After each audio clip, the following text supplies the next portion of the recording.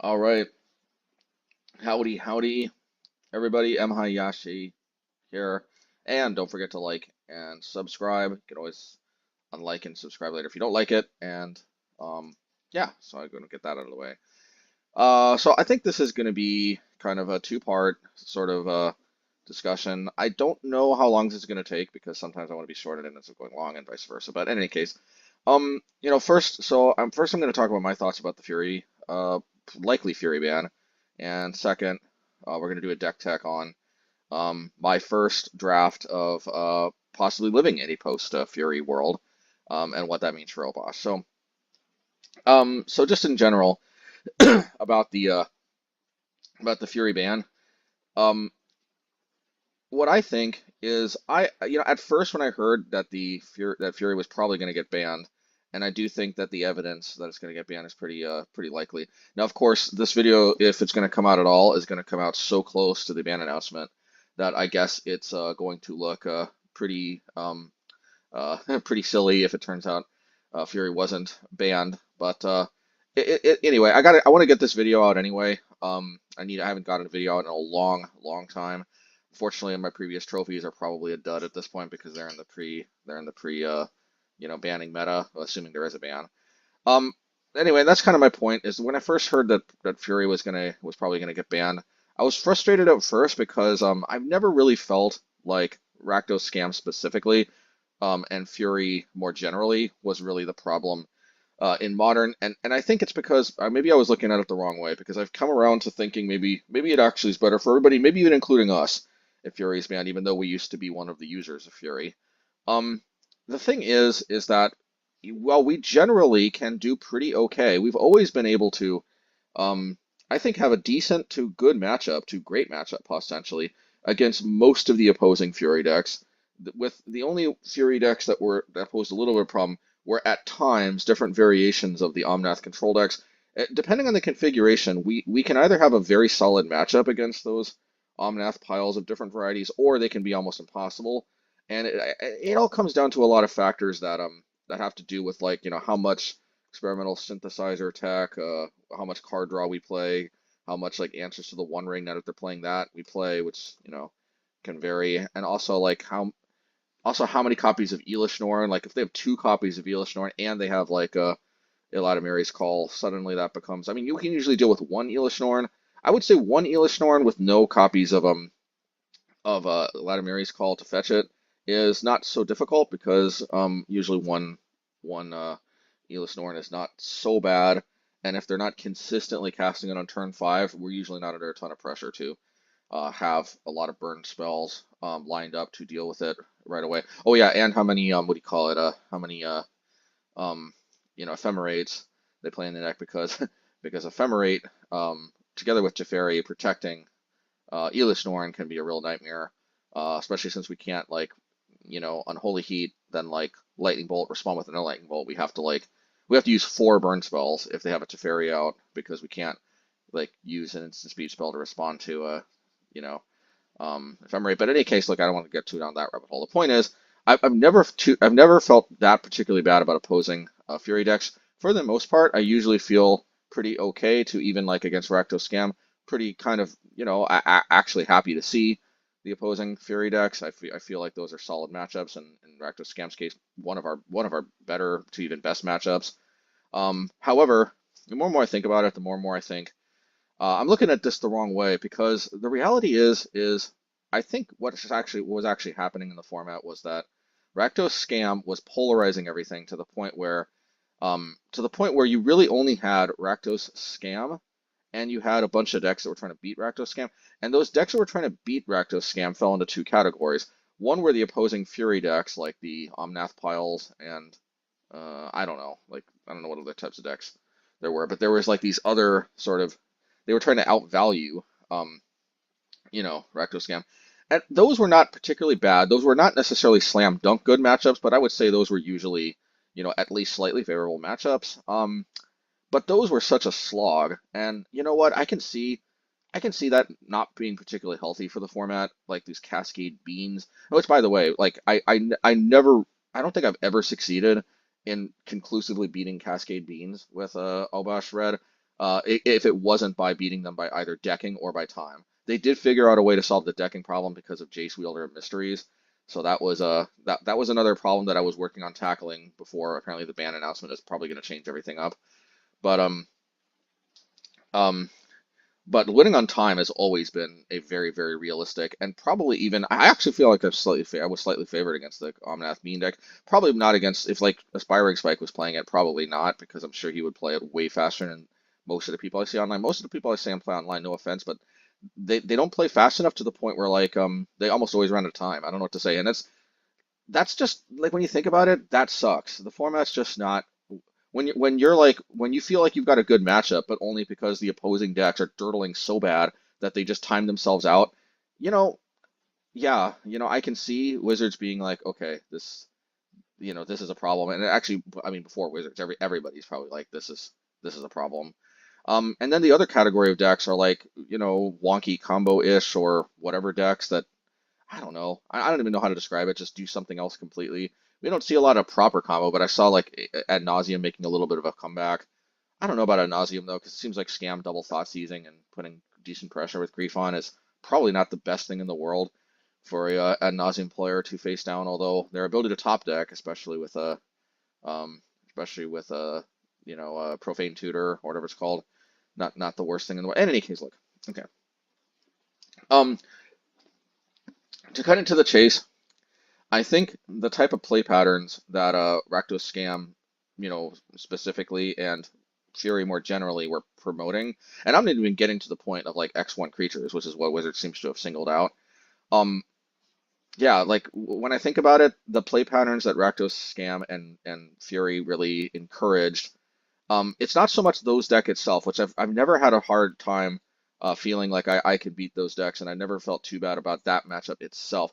But it's I think all the other types of decks that come out of the woodworks to try to thrive in a format dominated by Rakdos Scam, it's not good. It's not good, and to be honest, like even, I started becoming very frustrated with Modern, and I couldn't quite put my finger on it immediately exactly why at first because I didn't feel bad about my Scam matchup. What I felt frustrated about was I'm like, where are all these scam decks that everybody is complaining about? I want to face them because it's one of my best matchups, and if I can get like 5 scam matchups in a row, I think I can get a relatively easy trophy. I mean, I'm going to be arrogant or anything because I can still drop a game. That's how good scam is. Scam, I don't think scam has any truly bad matchups, which is maybe something to be said about the deck, obviously, and why it's going to probably hit a ban tomorrow. This video is probably going to go up Sunday, very late Sunday, probably. Anyway, um, but the point is just yeah, it's really I just think that yeah, it's not a pleasant environment, and I couldn't put my finger on it completely at first because I was frustrated that I wasn't playing Scam enough. But I thought to myself like, so really what I'm frustrated about is all the other decks, and all the other decks have to be on one level or another, most likely geared up to try to beat Scam, and I'm like, yeah, that's probably what's going on. And I thought to myself, I'm sure like getting hit by like multiple Field of Ruins and stuff, by me is probably not exactly the most pleasant experience for my opponents. You could call it a tiny little bit of an epiphany where I think somebody was like, oh yeah, this was one of the most fun experiences of my life or something playing against me, and it's like, yeah, well that sucks, and I get it, and I'm not gonna try to say that person was like a bad sport or anything because the reality is if you have no lands. Um, I do think, I mean, at the end of the day, you could play more basics, but I get that that's just not where the modern format is. Although I'd like to think that uh, I'd like to think that I'm potentially encouraging the return of basics. But in any case, all right. Just to wrap up my thoughts, I think it's probably going to be a good thing that Fury gets banned, and the good news is, and that's going to be a subject of the next video. The good news is that, not the next video, the next section of this deck tech of sorts. Uh, yeah, so basically, I think we can survive it, and I have a plan, and we could even thrive in this new meta. We will simply have to see, and with that, let's discuss that, shall we? Okay. All right. So, how are we planning to how are we planning to thrive in a post Fury world? And what I want to discuss in this section is how I feel like there's still probably going to be a pretty good space for us to exist without Fury. And the number one reason why is that and maybe it's actually going to be kind of a three-part sort of thing. In any case, um, the reason why I don't feel bad about our position going forward is that um, is that I think small creature decks are going to make a comeback. At least I hope. There is a non-zero possibility that decks like Five Color Humans, decks like Merfolk, which was already kind of seeing a resurgence even with Fury in the format. I have to imagine, and I guess the question becomes, am I going to pick Merfolk back up? And I certainly think I owe it to Merfolk to give it a shot to try it again in a post Fury world. So, but aside from that fact, our old pal Merfolk, which we used to play a ton of back in the day, I think is really poised actually to be a very major player. Tristana's Tribebinder is actually kind of amazingly good. Um, and yeah, also, I don't see Subtlety ever getting banned. I think it's one of the safest elementals. I think its power level is very underappreciated. I don't think it's so great that it's ever in serious danger of getting banned, but I think Subtlety has a very underappreciated power level, and it's exactly the kind of card I think to benefit in the new meta, especially if, for example, there's a non-zero chance that Wizards goes even more overboard with bans and actually bans Solitude as well. I've actually sold my copies of Solitude just in case. The reality is, I was already kind of thinking to move away from Solitude in my mono white deck, so I thought, hey, why not just at least cut my losses if they do ban it. But that's neither here nor there. But at the end of the day, I could see a world where Grief gets banned. I could see a world where Fury gets banned. I could see a world where Solitude gets banned. Sorry, that Mill guy, but probably Endurance is never getting banned.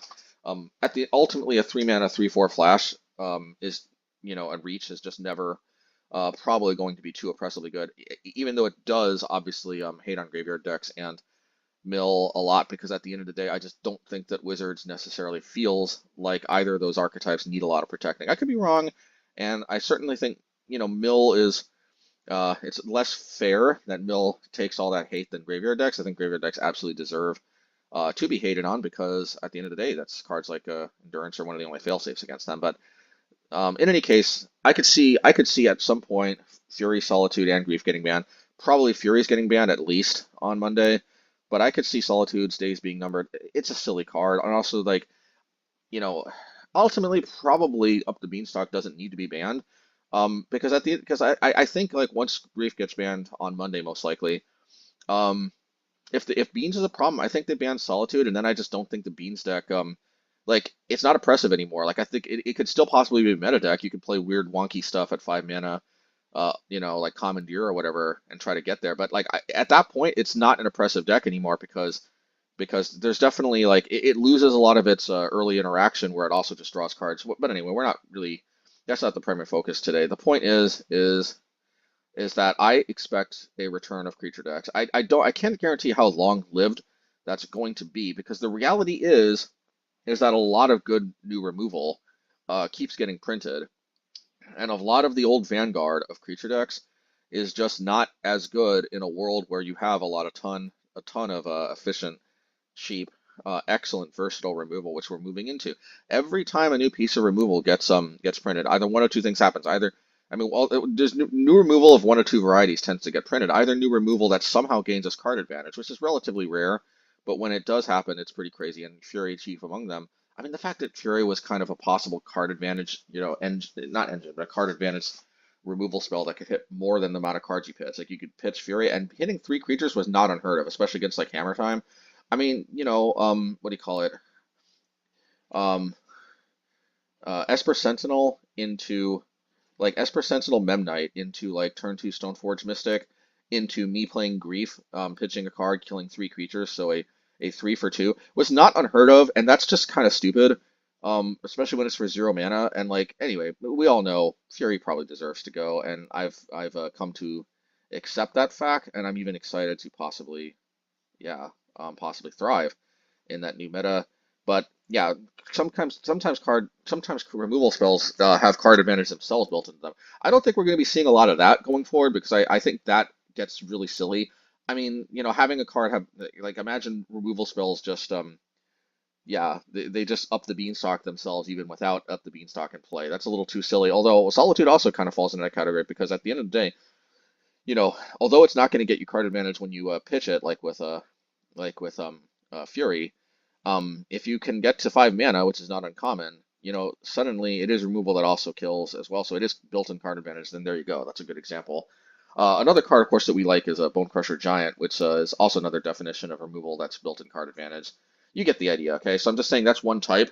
But really what we see is like, and we see we got a copy of Get Lost. So yes, that means probably I will be you probably will be seeing me experiment with this in mono white, so that take that for what it's worth. In case you were looking forward to that, fine. It's only like 7 tickets or so now, so like, I want to try it at least. I want to try it in mono white for at least a time.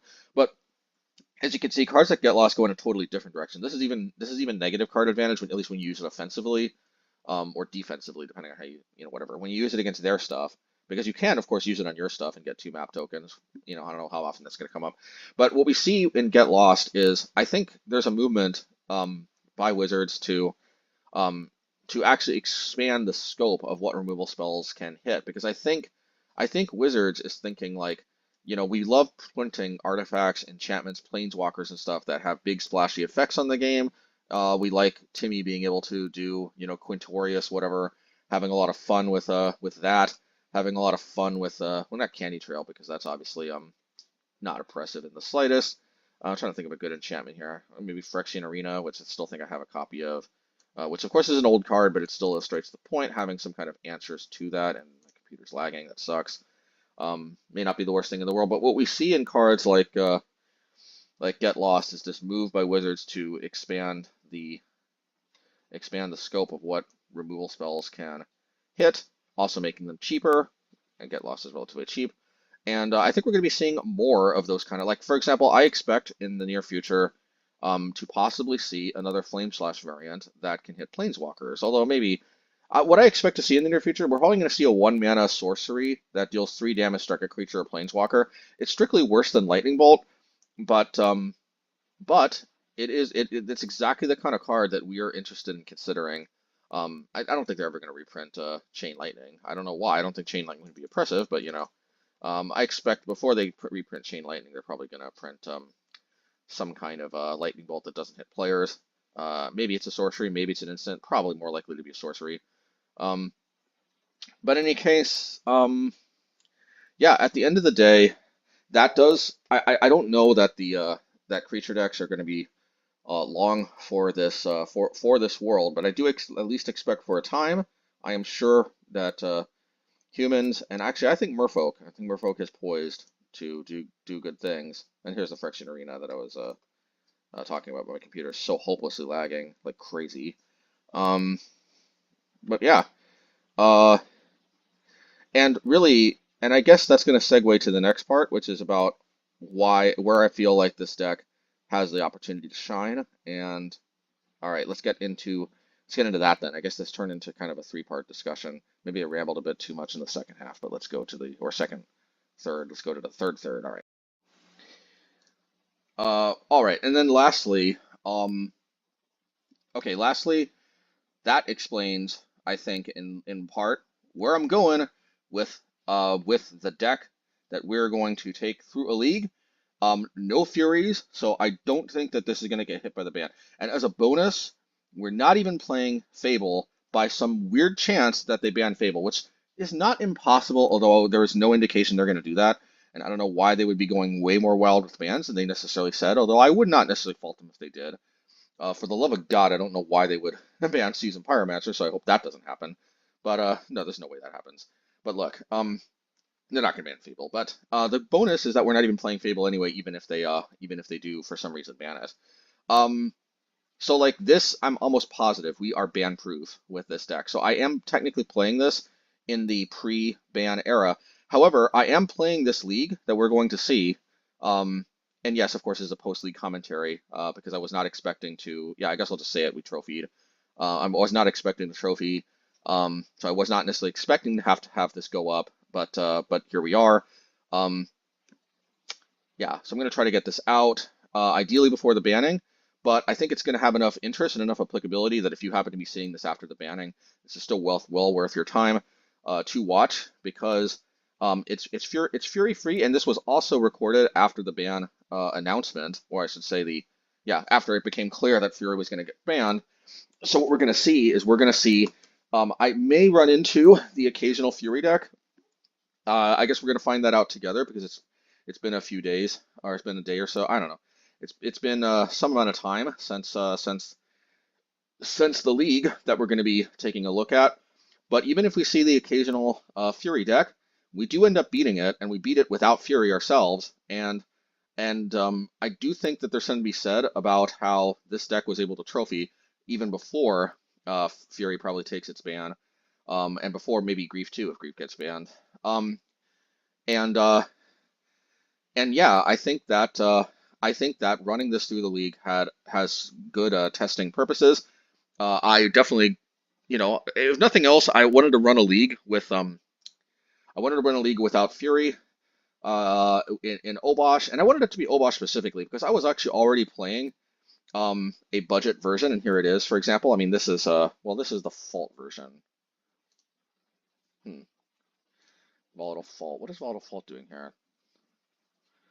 I think that's a mistake. I don't think it's supposed to be Volatile Fault, but I don't know. Actually, Volatile Fault could be an interesting idea. I don't. This feels like a glitch that this was in here, but yeah. Actually, we'll see. In any case, oh,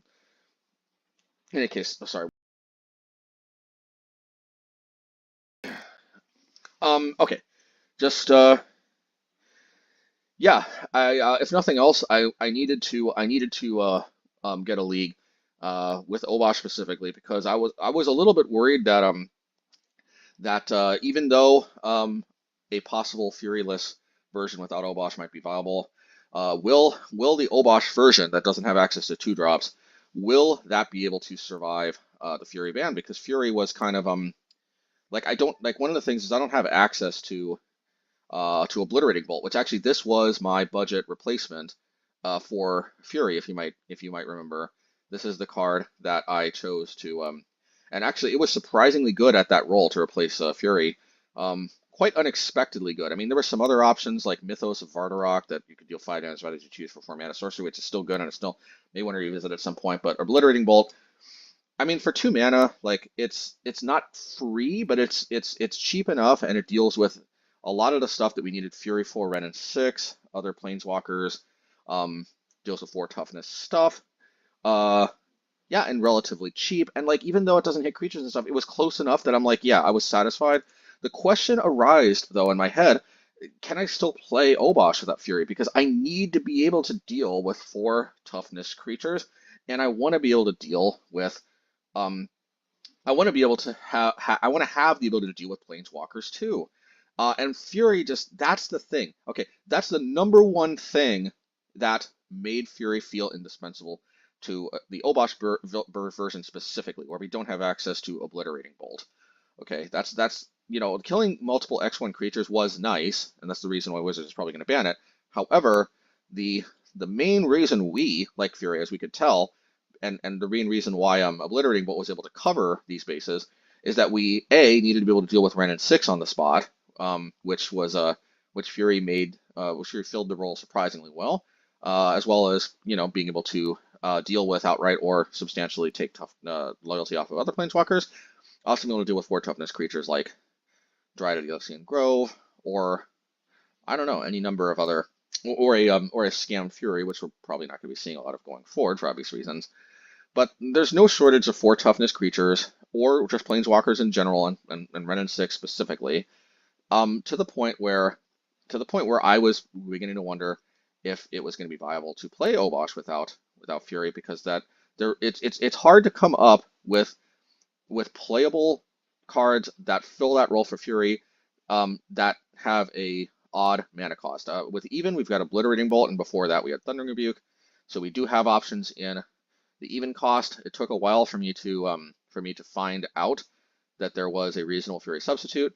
What this deck is this is a deck that is trying to find out if we can replicate essentially that kind of budget concept that I did from the even cost version.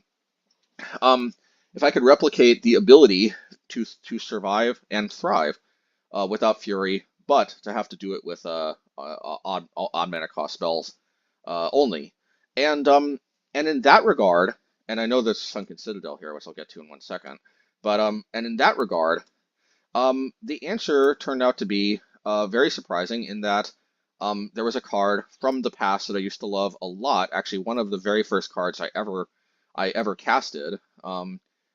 I think the very first card I ever casted was technically Stone Elemental because my friend had a red deck, and I guess he gave me his trash cards that he didn't necessarily need, but that's neither here nor there. Although it was anyway, because yes, I bought some kind of pre-con Judgment deck, but I think my friend gave me some other cards and said that I need to make the deck myself. You get the idea. I need to. I shouldn't just play the pre-con deck as is. You get the idea. In any case, and I think my friend gave me some Firebolts too, which were definitely not junk cards by any means, but were pretty cheap. The Odyssey version, obviously, it just warms my heart that Firebolt made its way back into Modern. I was very disappointed that I felt like Firebolt was playable for a while, but I felt like at time I felt like it kind of became unplayable. But I think that it has been made playable again. The fact that we trophied is hopefully a very encouraging sign that I may become well acquainted with casting Firebolt again, just like the old days, which I loved so much. Casting Firebolt it's like playing an old video game I used to love and finding out it still kicks, you know what, all these years later. I guess an example of that for me would be uh I'm gonna say actually Street Fighter 2 for the SNES.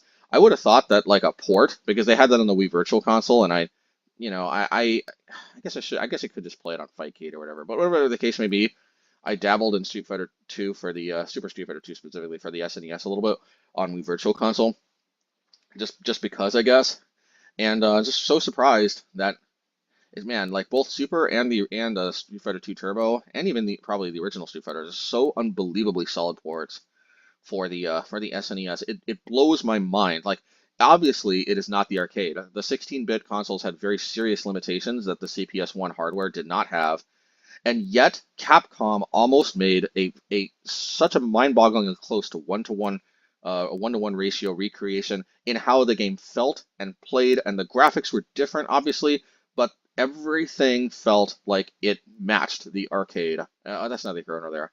But I have to imagine, though, that one of the reasons why Street Fighter 2 became so legendary is Capcom's unbelievably savant work on porting those games both to the Super Nintendo and the Sega Genesis, because the Sega Genesis version was equally as genius. Which one is better? I think it completely misses the point because both the SNES and the Sega Genesis versions, just unbelievable. Probably the greatest port of all time. I think even better than the Mortal Kombat 2 port for SNES, widely regarded as one of the best ports of all time. I still have to imagine that all the various Street Fighter 2 ports for the 16-bit consoles, Genesis and SNES, really take the cake. They not only feel like the arcade, they feel so good because obviously the arcade was immaculate, but like yeah. Anyway, that's how they and Street Fighter 2 geeking out over. Just yeah, so we got Firebolt here, and what was the thing behind Firebolt? Okay, so like I was actually thinking at first, I mean basically as I was explaining, I'm really trying to think of like how can I replace Fury, and you might be thinking how on earth is Firebolt replaced from Fury? It's nothing like Fury. Fury does 4, Firebolt does 2. Fury is a creature, Firebolt is well not a creature. Fury is free, Firebolt costs mana. Yeah, I know Obliterating Bolt also costs mana, but like that at least deals 4 damage. Firebolt doesn't. Like, what's the reason here? Because you see, I'm not 100% correct that Firebolt doesn't deal 4 damage. It actually kind of does, because our games go late a lot of times, and for 6 mana, Firebolt absolutely can do 4 damage, believe it or not. And I know this from casting Firebolt way back in Odyssey Block. It comes up more than you might think, and I know 6 mana is a lot, but the fact that you can cast it for 1, the fact that you can flash it back for 5, and the fact that if you have the mana and the need to do it, you can Firebolt and then flash it back on the same turn for 4 damage. it's not insignificant, and we're going to see that absolutely comes up. And that means Firebolt, actually, like if you think about it, when we hard cast Fury, we're casting 5 mana and we're distributing 4 damage, right? When we cast Firebolt for just 1 more mana for 6 mana to cast it and flash it back, we're distributing 2 damage. We're distributing like 2 blocks of 2 damage. We could do it face creature, we could do it creature planeswalker, we could do it to a 4 toughness creature. And if it's not like a 4 toughness creature, but like a planeswalker or just wanting to go to the face, we can even distribute it over, like say turn 4, and then next turn 5, we flash it back and deal with it. There is a surprising amount of flexibility and a surprising oomph and firepower, if I dare say. There's a surprising amount of ammunition in the quiver when you are packing Firebolt. You have that ability to deal with multiple stuff that Fury gave us. You have that ability to clear some early creatures out of the game. I mean, you obviously can only do one, in the early game. You got to wait till turn 5 to do another one, but you can deal with at least some of those early creatures for a very negligible 1 mana. You still have that card advantage from Fury later in the game, and you can even, unlike Fury, you can even deal with something early and still get the card advantage later in the game when you got the 5 mana. Um, I was so shocked when I was brainstorming possible replacements for Fury, and that I was so surprised that the thought of Firebolt even popped into my head, and that this actually turned out to exceed my expectations as far as a Fury replacement. Now, does that mean that I think it's better than Obliterating Bolt in the even cost version? Probably not, but its overperformance in this league definitely is a good sign. Um, yeah, I mean, I was also thinking about like Seal of Fire, because I was thinking, well, at least I want to be able to take down a 4 toughness creature in tandem with another burn spell if I can't necessarily do it in one go like Fury. But for the most part, I guess I thought Seal of Fire, that was a card I used to play. Oh, you know what other card I used to play? Firebolt, but that actually does 4 damage. Even if a total of 6 mana and possibly for 2 turns, but at least it does 4 damage like Fury, and I think Firebolt is the better option. Um, I do. We have plenty. We have 12 instant speed removal options, so I think we can afford to play another sorcery speed removal option. I don't think we have to worry too much about that. It's also nice that if we hit it off of Experimental Synthesizer, it's not as good as Seal of Fire and being able to time when we use it, but it is good in the sense that it will both deal 2 damage to face at least, and it will have another 2 damage for a creature, player, or planeswalker sitting in the graveyard for use at a later time, as long as we can just get the cast off from Synthesizer. So that's what I like. I think it's I think against all odds, this is our Fury replacement. Oh, and something else I just want to say. Fury is a creature, right? So I like the way Fury. I liked the way Fury was a win condition. Obviously, Fury didn't always get there, but just having more win conditions is never a bad thing. But Firebolt, I think we will see, actually does have the potential to be a win condition because it does deal 4 damage. It can deal 4 damage to face. It's not a creature, so it's a different kind of win condition. But we have more of an ability to sling burn spells at our opponent's face until they die than we do in any other type of configuration we played in recent memory. This is not a burn deck because there's no way we're going to be stringing enough burn spells together to get a kill by turn 4 like burn can consistently do. Firebolt is just not that kind of power. But what Firebolt does, Firebolt doesn't kill by turn 4, but what Firebolt does do is give us the ability to nickel and dime our opponent, and they can never feel too safe about losing life as a result. And that's very real, especially when we can nickel and dime some damage in there with Seasoned Pyromancer and its tokens and such. It's a very real threat that suddenly our opponent now is not comfortable at, for example, 8 life, because 8 life is potentially just 2 top deck Firebolts down the road. There is something to be said about that. And with that, let me just briefly cover some other tech. And okay, maybe I should have led on this because this might be what all of our eyes are first diverted to, but I am playing Sunken Citadel. And I actually think that this card is right at home in the deck. I actually played a Ragavan version.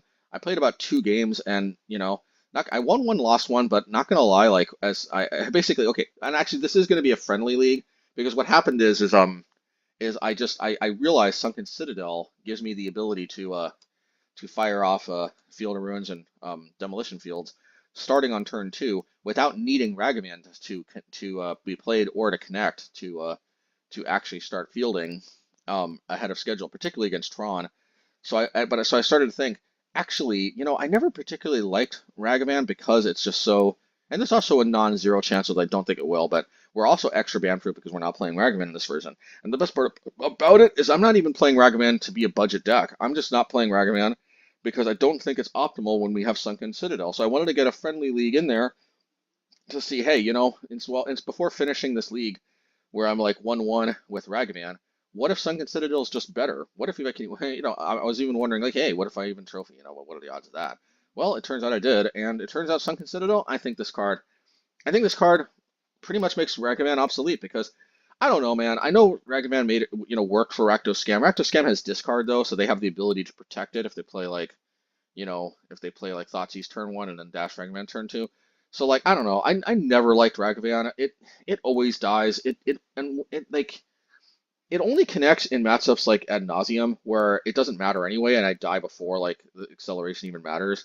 Um, yeah, I just never found that Ragavan was necessary.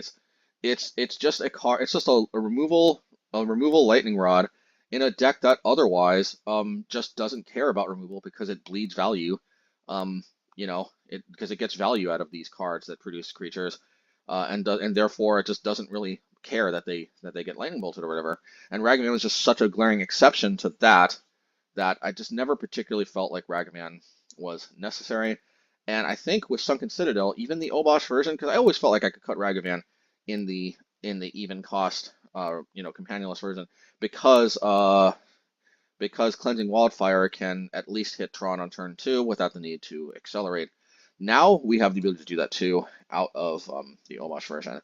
And as we will see, Sunken Citadel being able to cheapen the cost of activating the fields as well as pumping up Blast Zone actually comes up a lot.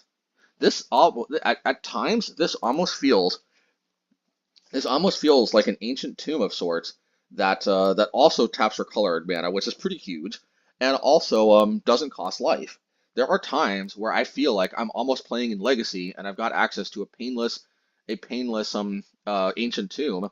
By the way, that's a land that taps for 2 colors. You lose 2 life, and for anybody who hasn't ever seen that in Legacy or anything, I used to play a little Legacy, so I haven't really played so much Ancient Tomb myself.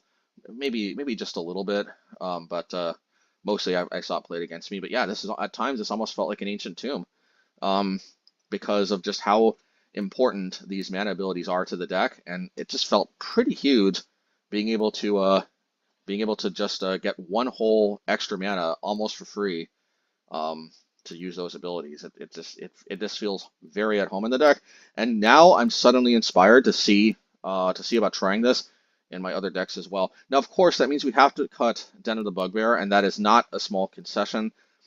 There is no way, though, I'm cutting Blast Zone because I feel like it's too important. Okay, the number one thing, okay, I like the way this deck has the ability to deal with a wide variety of targets, and I like the way that I also, when I'm playing Sunken Ruin, I have a lot to do with my mana. And really what was inspiring to me to try Sunken Citadel, aside from all of you all who have suggested it, thank you so much, was also just the fact that it taps for red mana, and that's very huge um because yeah, we absolutely can take a colored mana spot. And honestly, Den of the Bugbear, while it did have its moments, it's not necessary to the deck. I would say, the majority of games we probably don't attack with it. And while I do realize that the threat of Den of the Bugbear is sometimes as valuable, if not more so, than actually activating itself because of how they have to respect holding up mana and whatnot to interact with it. That being said, um, I do think that it's the most cuttable card. Also, I expect Hammer Time to make a resurgence too. It's already a deck we had to respect even with Fury in the format. Blast Zone obviously super important in that matchup. You get the idea. But yeah, we're gonna see Sunken Citadel. We almost always have something to do with this extra mana, which is really sweet. And even if we don't, it still produces red mana. Um, Only thing though is that we only have now 8 red sources that come into play untapped on turn 1. There are going to be times where we can't fire off a burn spell on turn 1 because this comes into play tapped and we'll have to wait next turn to use it. That was a question mark going into this league if that was going to make major problems. But what I think is I think that while I do think there is one instance where we can't hit a Ragavan on the draw, and we have to wait one more turn, I think we still end up winning that game. We certainly end up winning that match.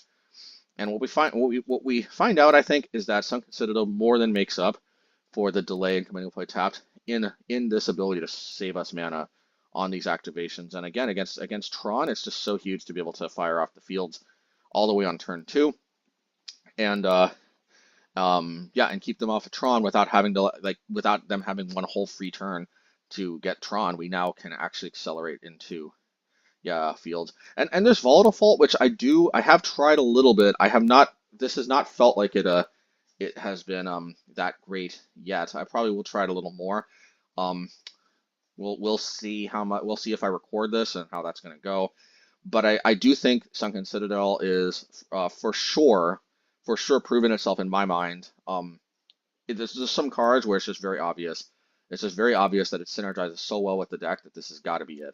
Volatile Fault, not yet. I do like that this can hit a non-basic on turn 2. Like it can keep Tron off of Tron, and that treasure token means that we can segue into another field on the next turn, which Ghost Quarter couldn't do. Ghost Quarter always meant that we were going to keep ourselves off of turn 3 mana, so at least we still have turn 3 mana. Unfortunately, we go down a land from then on out because the treasure token isn't permanent, but still, there is something to be said about Volatile Fault, and I'm going to look forward to at least trying it a little bit. At least maybe not necessarily in red because I think they're like in a estimation of a Gonzo type deck in mono white. It could have its place. Also partially because we might not have to play as many basics and we still get access to this, but I don't know. Maybe I'm overthinking it. In any case, Sunken Citadel though for sure. Volatile Fault we'll have to see, but for sure Sunken Citadel for now synergizes with the deck super well. Some other thoughts. I think we see this Geomancer's Gambit here.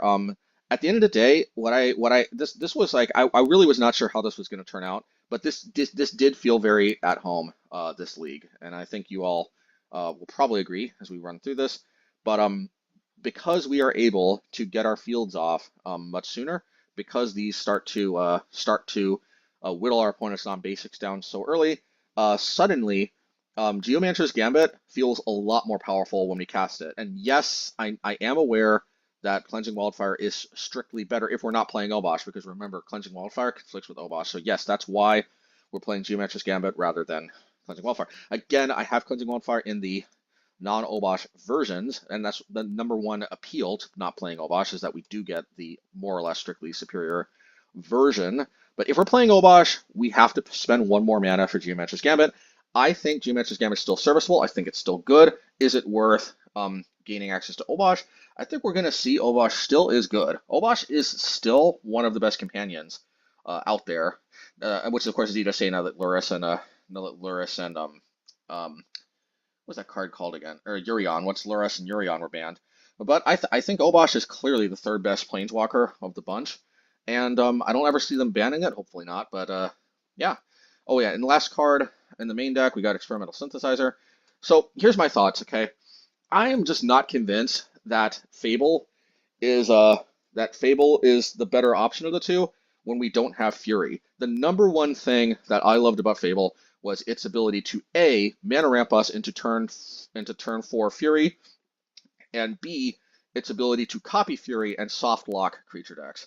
We can still, with Fury, potentially copy Seasoned Pyromancers, get card advantage, but it's not the same. Trust me, it's just not the same.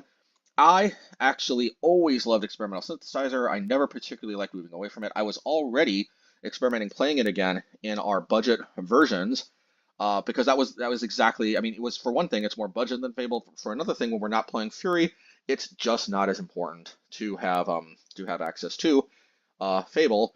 And Experimental Synthesizer, it helps us hit our land drops. Trust me, I know it always sucks when you reveal a Seasoned Pyromancer, you can't cast it, but the amount of times that happens is pretty low. Its ability to, you play it on like starting as early as turn 2.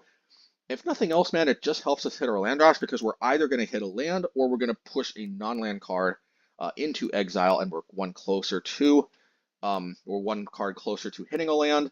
That's pretty huge. It's also potentially 3 cards because best case scenario, we play Experimental Synthesizer, we get a usable card. Then we crack it, we get a token and another usable card. That's 3 cards for the price of 1. I really look forward to playing this again. Pithing Needle for 1 ring mostly, also potentially Planeswalker. Stone of Erech, even without Scam, this card can deal with Murktides, such, draws a card, doesn't mess with our own graveyard, so our Firebolts and Unholy Heat and Seasoned Pyromancer still work to our heart's content and Mr. Juicer's desks. I think this is better than Relic, most likely as long as we have use of our graveyard. It's very solid, even if Scam totally disappears from the format without Fury and maybe even without Grief.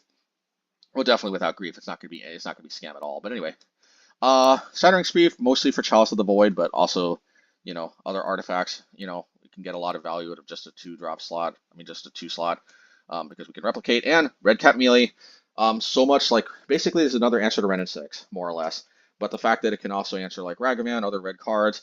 Sometimes in some matchups like Death and Taxes, I can see us bringing this in anyway because losing the land still might be worth it. Yeah, at the end of the day, this card just potentially plugs a lot of holes. If there's many creature decks making resurgence as I expect, just going to be nice to have more removal. And more than anything, just being able to have one more way to one-shot a Ren and 6 seems very important, especially when we're so all in on the Ponza-ish sort of strategy. All right, let's. Okay, match 1, game 1. All right.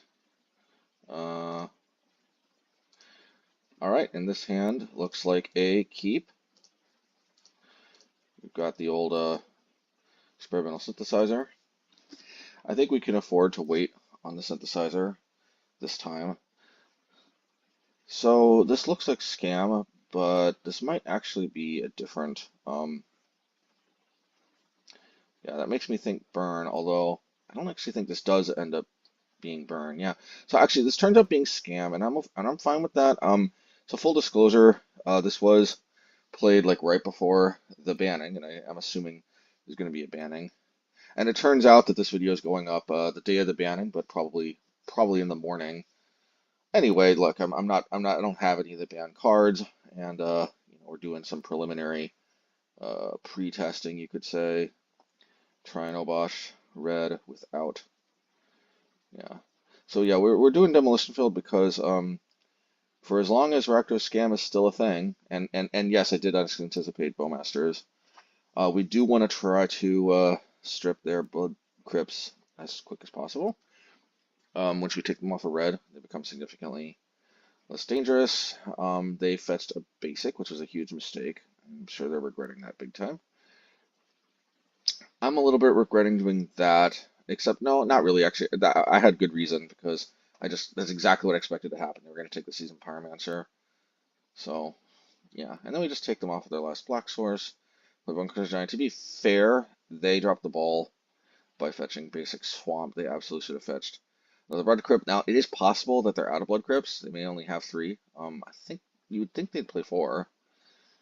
If they didn't play 4, they should play 4. Yeah, I'll play that. Geomancer, why not? It's just a good efficient use of mana. Now I think we play Sunken Citadel most likely. Yeah, I think we can go on the offensive. That's that. All right, match 1, game 2. I don't think we sideboard anything except I guess we take out the Geomancer's Gambits for the Stone of Erech. As long as I guess this is one last hurrah for the Scam deck. It is a little bit sad that we're probably going to be losing one of our best matchups after all. I don't know that it necessarily changes much. If anything, Firebolt might even be better against Scam, but I still would probably play Fury if it were not banned, but it is banned. Well, it's probably going to get banned.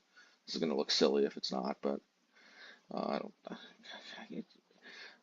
Yeah, I think Fury should probably be banned. Honestly, I don't think Grief needs to be banned, but that's probably just me wishing that the Scam matchup doesn't disappear completely.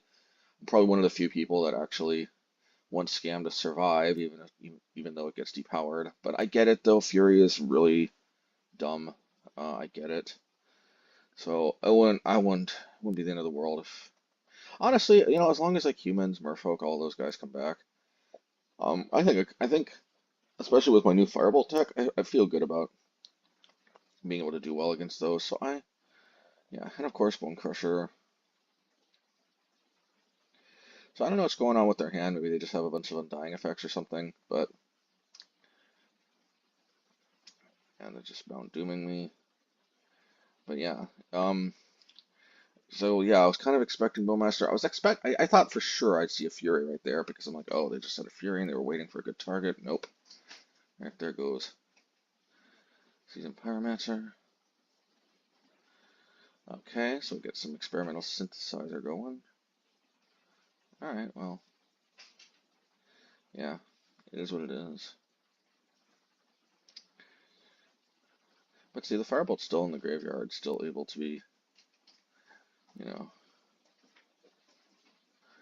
yeah, well, Bonecrusher is very easily flame slashed. I guess we'll synthesize. We don't want that to get discarded. Yeah, I guess we'll Bone Crush. Yeah, well, I guess we'll do this. Yeah, I'm opening myself up to a Rakdos, so I'm not sure about this. Although the logic was if I revealed a removal spell, I wanted to take advantage. So it's not like the worst thing in the world. So I think, yeah, and we did dodge a Ragavan. We probably had this in the bag anyway.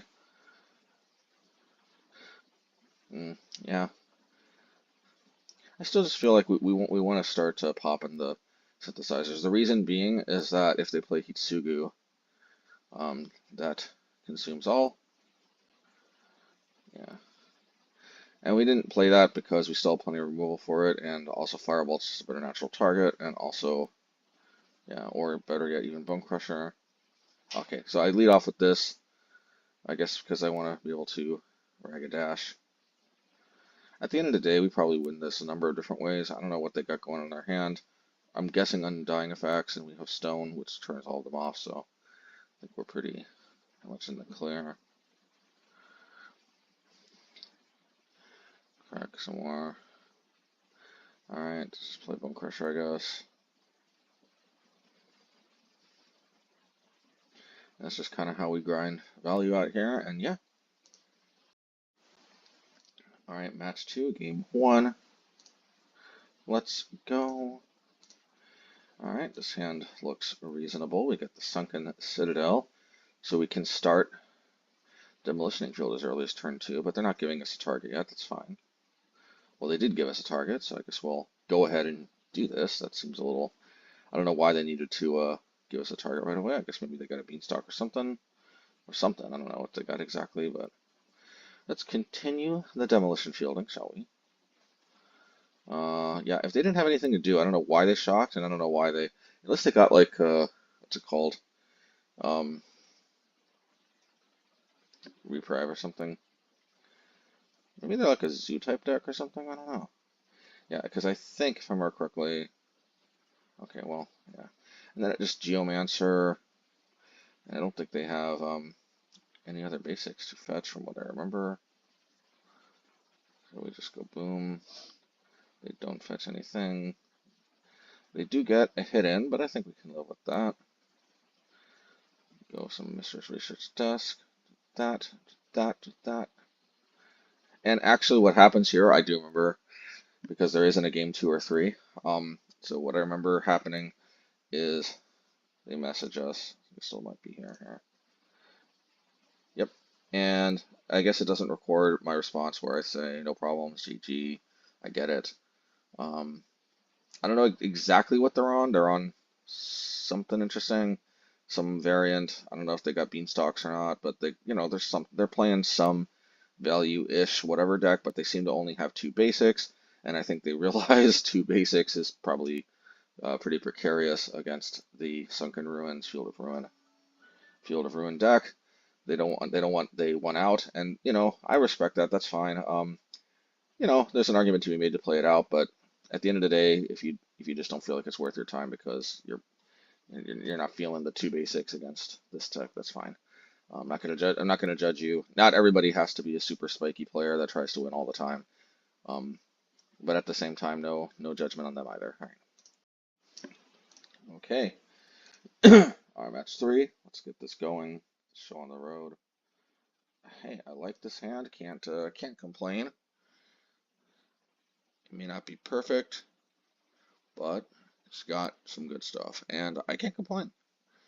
Um, kind of looking like another Zoo-ish type deck. Oh, and I'm kind of worried this is Rhinos, but might not be Rhinos. Let's see. Okay. Uh, I mean, we already know the result because I'm pretty sure I'm going to put in the title like usual. So, you know, I guess, I don't know, for whatever reason. Oh, it's a Beanstalk deck. Okay. Well, if they play Fury, my apologies. That Fury is probably banned by the time you see this. So that might, depending on when you see it, if you're one of the earlier ones to see it, the ban's probably going to happen midpoint, you know, some point at the midpoint today. And this is probably going to go up in the morning. But Elementals. I think from here on out, though, I get the feeling that people are consciously not playing Fury to just try to test, to get a taste of the new format. Now, you know, I actually regretted playing the Sunken Citadel because I think I end up getting more value in the long run by just firebolting and foregoing the land. I've got plenty of lands anyway. Although, as it turns out that they didn't have any way to take advantage of this. So that actually does end up being a slightly better play. Although, if I could go back, although yeah, I think that was a misplay. Although it turns out it was a misplay that actually that actually turned out to be better. But I couldn't have known. Yeah, yeah, that is good. Now, as you can see, these Sunken Citadels are going to make Blast Zone very easy to get pumped up to almost any number I want very easily. Um, so that is pretty cool. Okay, so we can always combine Crusher and Lightning Bolt, which we probably will. Or Firebolt. Ah, yeah. I forgot about the Firebolt in my graveyard, but obviously when I was playing I didn't. And yeah, I'm just kind of liking Firebolt. It's just kind of doing Firebolt things, just like I remember it. It's just like an old friend who I missed. They're going really surprisingly low on life. Now they're in double Firebolt range, for what it's worth. Um, yeah, I'm fairly confident that I can. I guess we have to Lightning Bolt. So we have Mishra's desk. And, yeah, I think this one's kind of a slog from what I remember, but at the end of the day, even though they're going so massively up in card advantage, yeah, I mean, I kind of assumed the risk, but the way it played out. But I can always, like, this is the thing, I think this Blast Zone can hit the Leyline Binding pretty easily. I think I kind of am like, oh, I actually, because I miscounted, I think, when I put this Obosh on, I'm like, oh, actually, I could have put Blast Zone on. Instead, I just put two, you know, a counter on one Blast Zone each. But we know that they've got an answer to Obosh, so I probably should have just juiced the Blast Zones.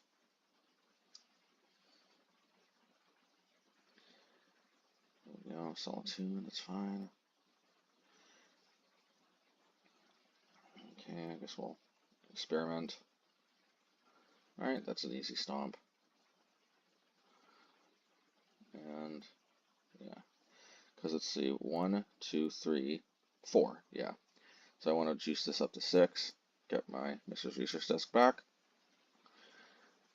and yeah, Citadel really helping us skip ahead in the blast. And this is a mistake because, I mean, they should know we're kind of gunning to do this anyway, and this way they don't draw a card because they target a land that sacks itself. We are kind of in Floodsville, but I think we're going to be okay though. This must be scary to them. They don't know that all 5 of these cards in our hand are lands. So at least they're like, all right, well, Seasoned Pyromancer can help ditch 2 of these mountains, I think. Yeah, thought for sure that was gonna get hit by something. I guess I didn't need the Sunken Citadel. I don't know. An argument could be made the Sunken Citadel. I don't know.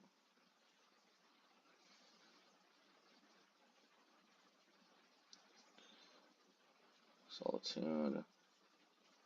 That's the Tude. That Tude's got Tude. Let's Geomance. Let's Demolition Field. Whatever. Let's Firebolt that.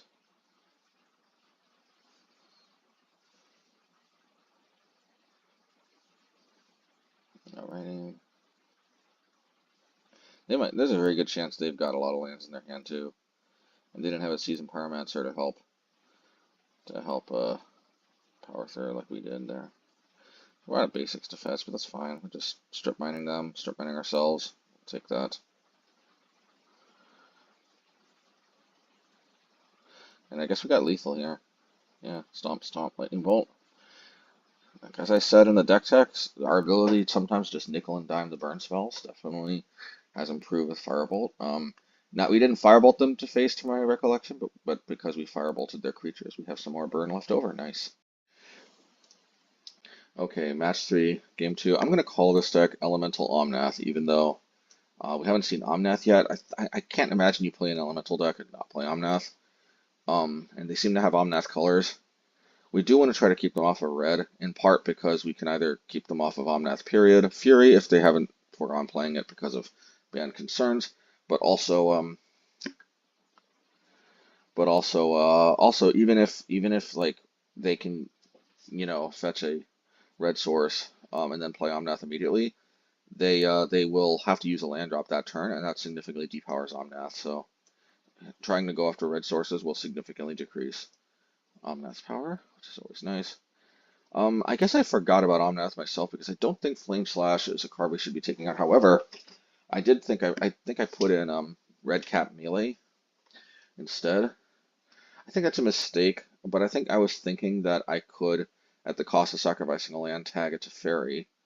But in retrospect, I probably just should have done no sideboards because sometimes I'm gonna want to Flame Slash a Risen Reef, and having to sacrifice a land from Redcap Melee is not cool.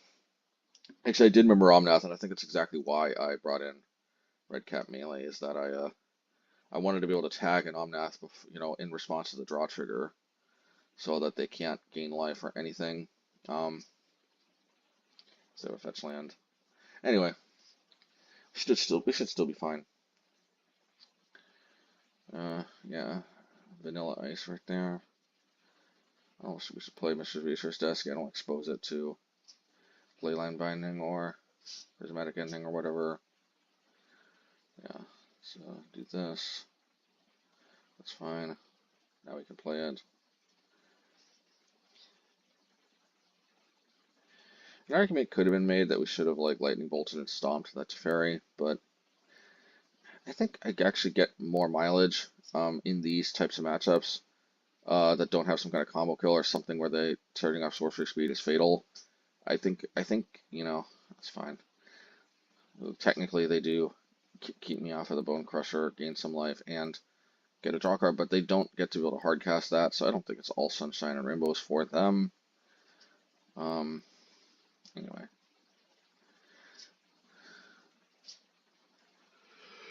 But yeah, there's the Omnath that we'll do about. They don't have a land drop. It's sweet for us. Sunken Citadel's cool and all, but just play another Blast Zone. Just double Lightning Bolt. Yeah, I'll take care of that. I'll keep them off of their red sources.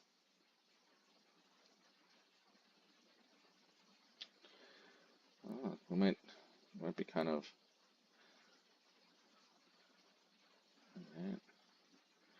I guess we'll Field of Ruin. Oh, that's weird. Yeah, we're saving them for the red sources, like we said in the deck in the beginning here. Yep, and there's another red source, Cosmic Rebirth on that. Okay. We want to do that before this comes into play. This way they don't gain life from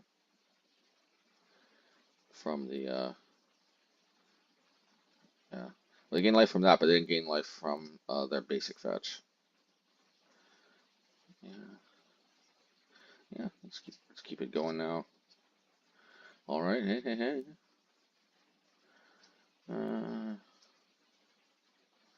And yeah, we're just gonna forego playing Bonecrusher Giant. As cool as Bonecrusher Giant is, we're just gonna Redcap Melee this, I think. Yeah. And it's another flaw with Redcap Melee is that a lot of times the instant speed isn't even gonna matter because it's fairy. So I'd probably just play Flame Slash instead of that. But you know, ooh, ooh, that's sassy. But we do have Unholy Heat plus Firebolt, so do that first. Do that, yeah. Endurance. Okay, so they got their, yeah, but thankfully we still got the Field of Ruins, so we are going to target. Bam.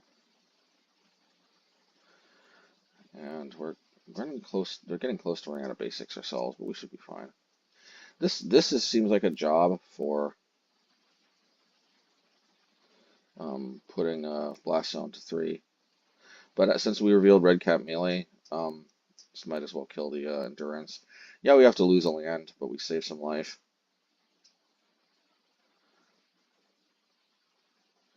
Alright. We still have something for that. Oh, Charma. That sucks.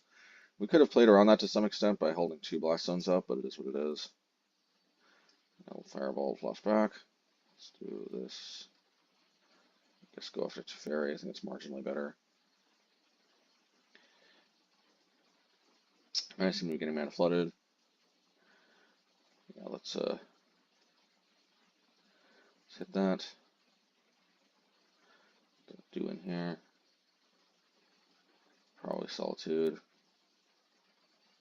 Healing Binding, that's fine too. So I think we juice the Blast Zone to 3. Yeah, I mean they tap it, but we still can juice it to 3. Do it next turn. As long as they don't go too wild with the Kiki GQ, it's that attacking for 2 is not exactly the most wild thing in the world. Oh, they went to the Elish Norn. Like, what the frick, man? What the frick? Oh, yeah. Alright, so we may have to go through a little Babylonian captivity period here where the Elish Norn is going to you know, persecute us for a bit. And we're going, you know, but we will be back to the promised land soon enough.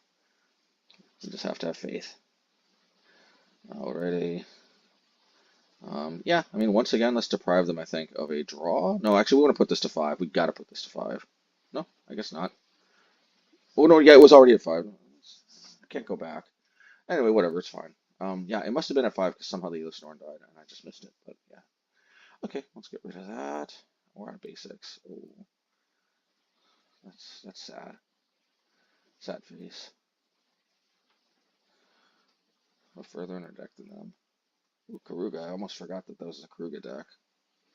And if we can outvalue the Karuga deck, that's going to be pretty sweet. I can say so myself. Let's Geomancer it up, I guess. Leyline Binding. Okay, fine. Bam, bam.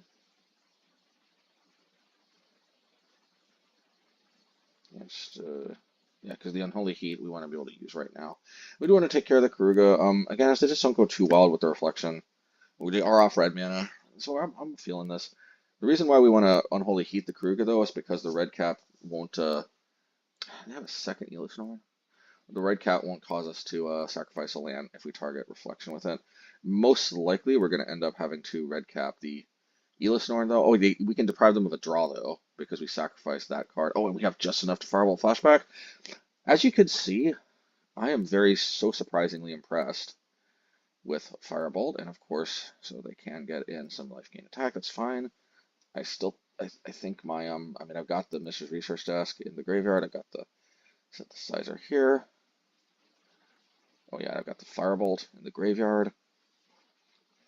So I do. Okay, so they can copy this. And I still think we are. I mean, they've only got 4 minutes, so I don't even. I mean, we won game 1, and there's no game 2 yet. I'm kind of thinking we have to get rid of that. Yeah. Probably Solitude. Okay. But at the end of the day, I think them getting in for 3 more damage and gaining 3 life is still not as bad as them drawing another card from the Risen Reef. So, yeah. So we're out of basics to fetch, but I guess they're out of red sources too, which is good. Let's lightning bolt that. Alrighty.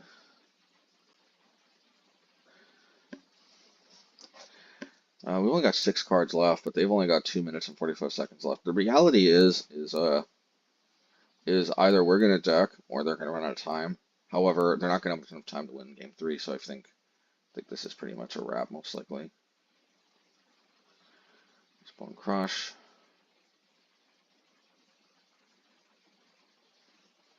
Solitude. So we gain some life so we can survive. Always nice. Yeah, I guess we'll try to avoid dying. Okay, another Solitude, that's fine.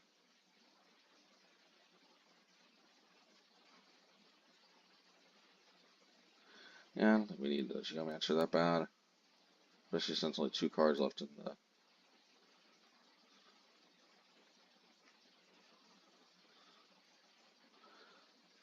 Man, they're spinning their wheels so much. I mean, we only have 2 cards in our deck, but I think they're actually going to time out first.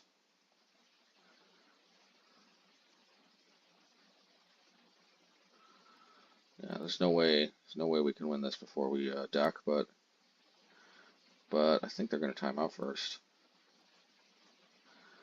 Actually, I know they're going to time out first though, because I see there's no game 3 in my in the replay. So there we go.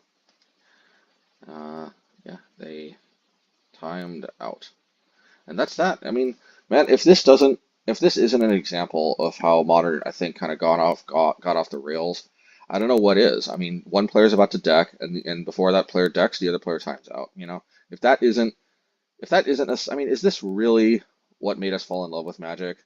The old who's gonna lose first? You know, me by decking or them by timing out? You know, I mean, the novelty is kind of cool at first, I guess, but this is by no means the first time this has happened.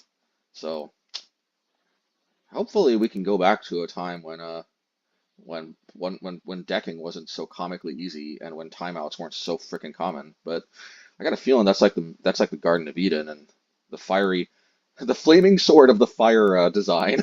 You know, it's like literally the fiery sword that blocks the entrance to the Garden of Eden. That's fire design, basically. I think there's no going back. Anyway, all right, match 4 in game 1. Let's Obosh choose you. Hand seems good enough. Lands, stuff. Yeah, you know. All right, we got the Ignoble Hierarch. And you know, playing the Firebolt deck, you love to see that you know, there's a lot of relatively small creatures for my what's the right term? For some snacking. And what a tasty snack that is. I have to imagine that people are kind of getting excited. Yay, yay, the witch is dead because possibly Fury's going. I just don't know that I've really seen a lot of this before the news that Fury would most likely get banned start to make their waves. I think this is you know, this is kind of my hope. I think we're getting a little preview of what we might be seeing more of, even more of than we are right now. Um, you know, when the Fury takes a ban, because this is the type of this is a little bit of that magic before the flaming sword of fire design kind of you know, prevented us from going back to the promised land. But yeah. So you know, maybe paradise is not you know, completely lost, right? You never know. So I am prioritizing just trying to get as many burn spells as possible. I am a little worried that I'm going to get Realm Walker you know, jazzed, because the problem is that I am a little ways away from Delirium.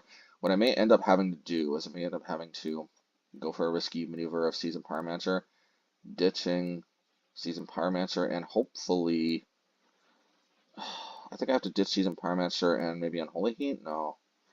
So I just have to hope to draw like a Flame Slash or Lightning Bolt. I did draw Flame Slash, so at least maybe I don't. But this, I'm not gonna lie, this Harmonic Prodigy is scaring me, because if they untap and play Collective Company, which is exactly what they did, things could get kind of nutty. And I think that's the definition of nutty. Well, maybe not completely. I think we might be able to actually, you might be able to weather this storm. So minor spoiler alert. I do think that we take one loss this time. So, but it might not actually be in game one. I'm trying to remember if I weather the storm here. I don't think that's a good attack. But I guess they want to guarantee they get some value off a Rage Forger, so I get it. But Harmonic Prodigy seems like a pretty important card. I think I should have just attacked with Flamekin Harbinger. That's just me.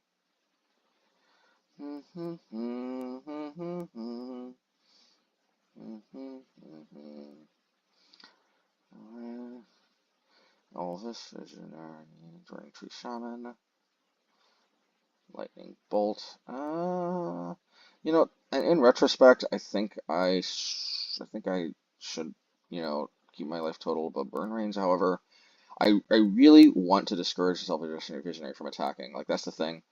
In the long run, I could end up saving more than 3 life if I just discourage the Elvish Visionary. Okay. So I think probably this is a Bonecrusher hold up on Unholy Heat. Just seems like the most mana efficient play. Not sure why there's these little pauses, but yeah. Alrighty. Yeah, I think we trade with the Bonecrusher. This also represents a little less reach if they have Rage Forger. So just taking another creature off the battlefield seems not bad. Okay. Ooh. So if they got Coco, we probably are just dead here. But I think we have to. Oh, I thought I was gonna play Firebolt. Ugh, yuck. Well, at least we've got. Man, I didn't want to do that. I think I should have played. I think I should have Firebolted that burning tree, but it's okay. I think I'm gonna sack Synthesizer.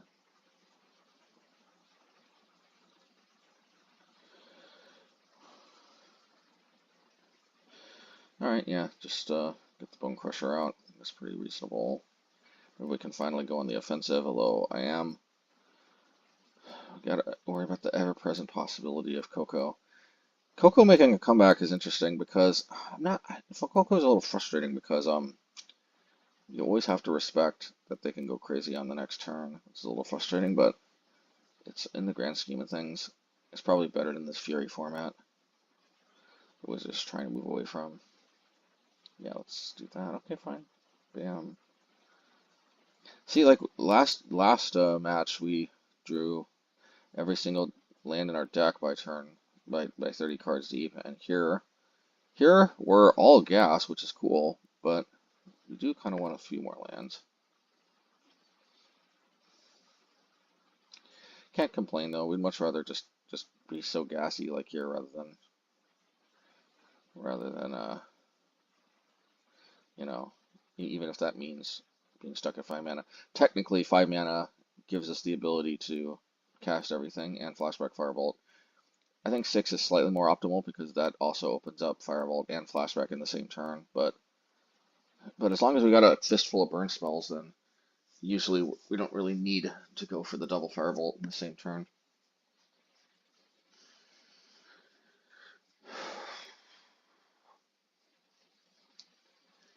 Yep, so we're just trying to amass a big enough army to where we feel like we don't lose from collected company. We're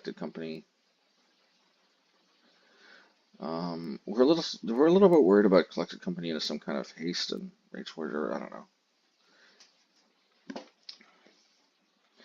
We don't want them to lightning bolt the samurai and then attack, even though 9 is pretty safe life total. I do say so myself. Let's go. Sometimes little pauses. Yeah, but I think this one's a win. Little pauses. Yeah, alright, so this one definitely was a win. Alright, match 4, game 2, good old Gruul Shamans. I have to imagine we bring bring in Redcap Melee. This matchup seems like tailor-made for Redcap Melee, so I think, yeah, Geomancer is just a little clunky, and they seem to have a lot of basics, so I think that's a pretty easy. Just take out Geomancer, bring in Redcap, and there we go. Now, the unfortunate thing is an early Realm Walker, though, might force us to have to play the Redcap, which an early Redcap against a non-red creature is not where we want to be. I still stand by, though, how Redcap Melee is probably the sideboard burn spell that makes the most sense. It plugs the most holes.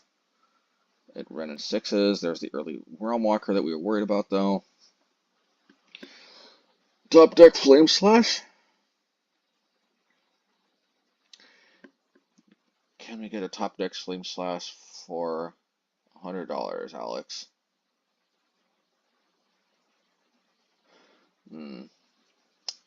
Yeah, well, just gonna hope they don't go too wild. So 4 in their hand. Okay, so that was played from their hand because they went down a card. That was played from the top of their library, the Anarchomancer.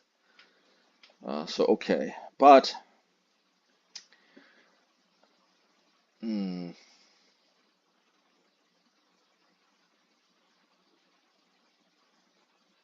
we have to hit the Realm Walker. Yeah. See, my thinking here is I may want to play Seasoned Pyromancer next turn, which I think I do. An argument could have been made, though, the Firebolt was slightly more optimal. But having to sacrifice a land, though, is what put me back. Because if I didn't have to, I could have Firebolted, Flame Slashed, Firebolted, and still had enough mana to play Seasoned Pyromancer, unfortunately. Fortunately, it's not an option. I don't want to discard Firebolt. I was kind of hoping I would draw like another Mr. Research Factory or something disposable. But I need to get this Rage Forger off the table, so I think I've got to do this. Firebolt. Yeah, oh, sucks. We do have a Blast Zone though, but we don't have it in our hand. Okay, not sure what that is. Okay. Alrighty. Okay, so I guess you know what I think we're gonna do. Actually, I think we have to kit the Anarchomancer as much as and I think we play the Bonecrusher. The problem is we don't want to let them go too wild with drawing cards. Based on their play last turn, I have a feeling they're gonna attack with the Burning Tree, and I'd much rather just trade. There's the Collected Company we're kind of worried about. Okay, they only got an Ignoble, so alright. But this is a very optimal trade in my humble opinion, and I'm very glad that they're not up a card. So there's that. We are gonna search. We're gonna dig for the fabled Blast Zone. Once this little okay. All right, let's go. Yeah. Okay, draw cards. Rage Forger. Okay. Alrighty. Rage Forger is such a cool card, and it's so awesome. The thought that a card from Shadowmoor here that is just very. I love the design of Rage Forger. Oh, there's the. See, but the hope here is that I reveal something I can cast off of with this. I did not. That sucks. Oh my god, we are in trouble. Oh, Harmonic Prodigy. That's kind of scary. Yeah, that kind of made things not so nice for us.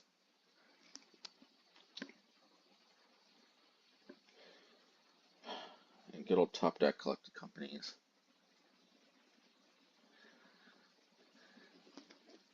Yeah, that early Redcap Melee really messed us up. It really slowed down the whole Seasoned Pyromancer game.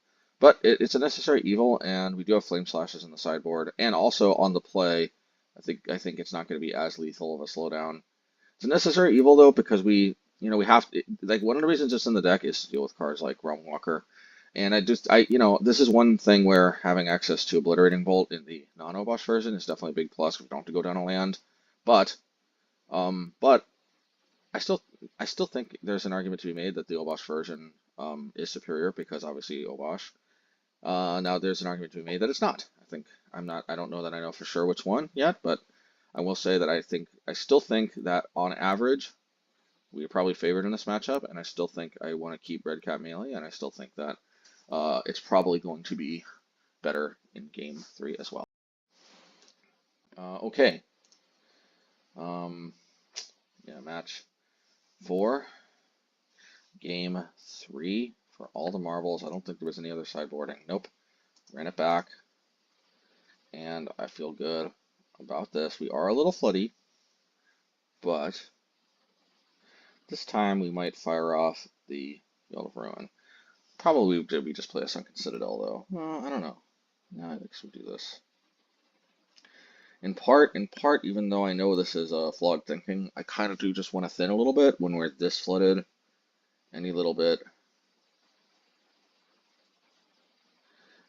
could help. Burning Tree, Emissary.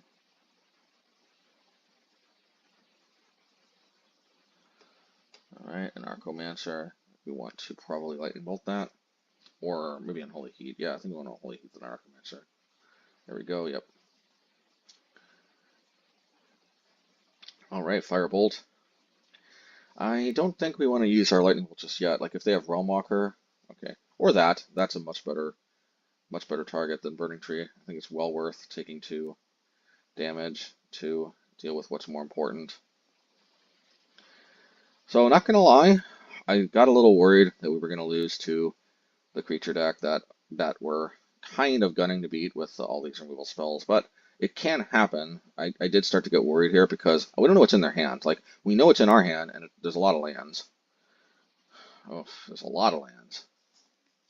However, we do have this Blast Zone, so actually I realized, maybe we just want to, I think we have to Lightning Bolt the Rage Forger, but we are able to pump this. We do have to take 8 damage, which is not fun. We did save ourselves 3 damage from the Rage Forger trigger. We still can maybe get a clean 3-for-1 with the Blast Zone. This is why I'm telling you folks, at least in the mono red deck, where we don't really have, where we don't have like Wrath of God effects and other things like in some of the other colors, or we could, but for the most part, we just want to. Anyway, let's go face because I think we're definitely clarking Blast Zone. But yeah, Blast Zone, you just can't cut it, folks. You cannot cut this card from the deck. It's not. I don't recommend it, not at all. Kind of too important. They are a little floody. So if they're a little floody, we might. I think we've got a solid shot here.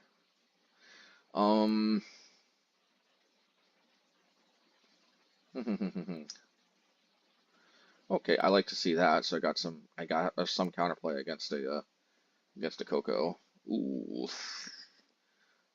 Okay, this might seem really funktastic, but I don't think I need the giant body. I don't. So what I think I do here, and I stand by this, is I think I just go till end of turn because I am feeling a Coco so bad, and I know they're probably not going to play it, but I'm going to treat Bonecrusher like it's sort of a pseudo time walk, and I think burning the Bonecrusher off the top and exiling it to get a pseudo time walk to prevent them from playing Coco this turn, I think that's better than casting it. I think or casting Stomp, because I cast Stomp, they Coco, possibly just kill me with Rage Forger and stuff.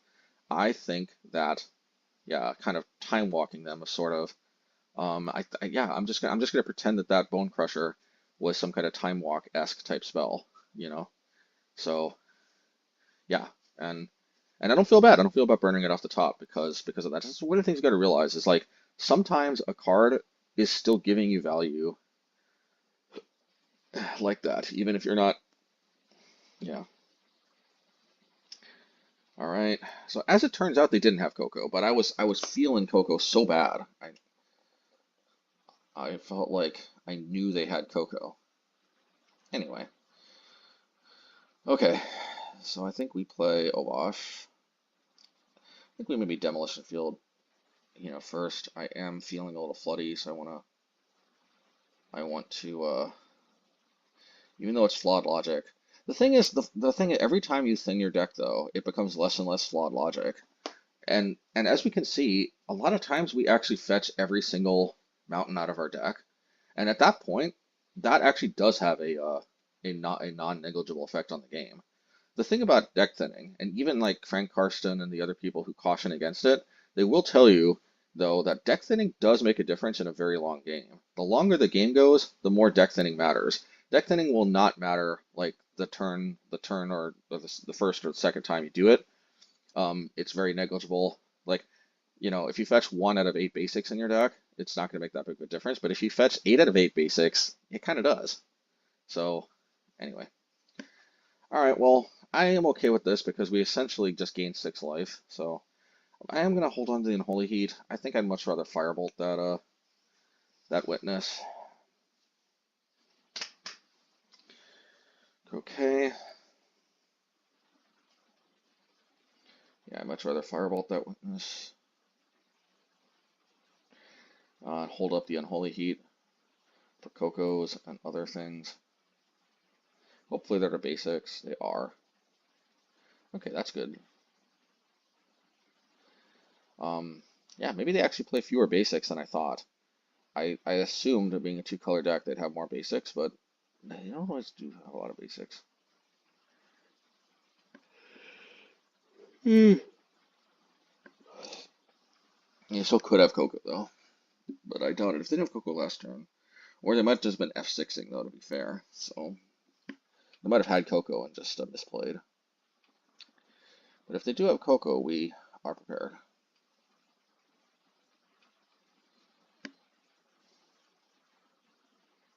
The game is going on a surprisingly long amount of time,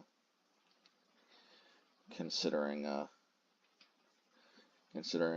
they're a little bit an aggro-ish deck for sure. So there's got to be a Reach Forger. Okay, it's fine.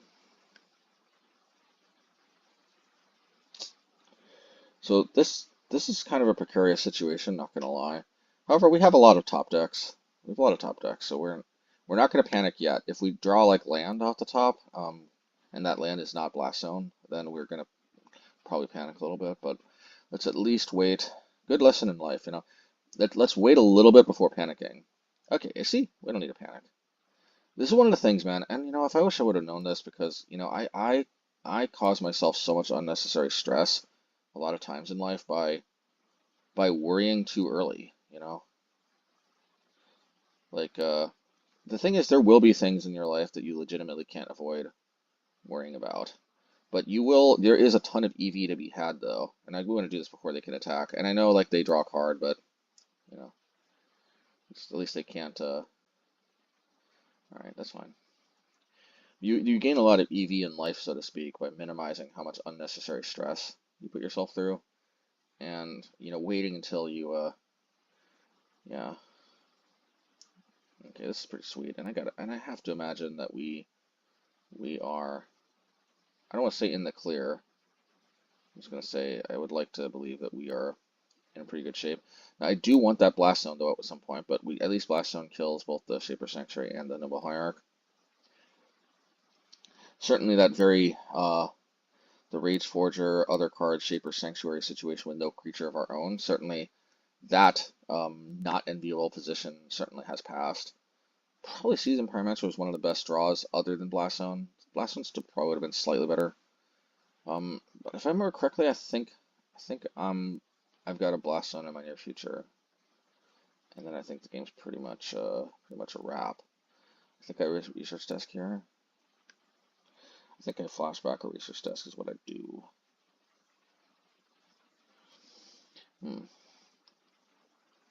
Yeah, I do have to contend with these little pauses here and there. That's what it is. Yeah, let's continue to unearth these things. Okay. Yeah, I just really don't want to die to Coco. I just feel like once I get that Blast Zone, it's game over.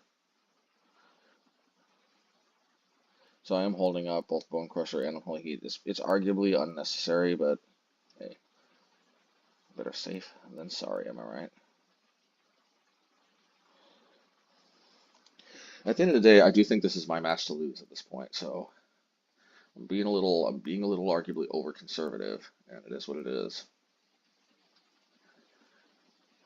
I think I should fire off Stomp, yeah. Hmm. It's weird that I went after the creature.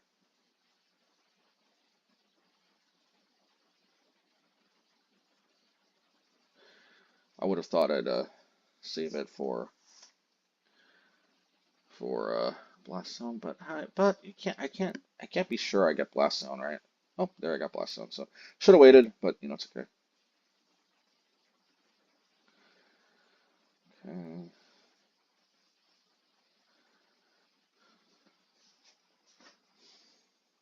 Okie dokie.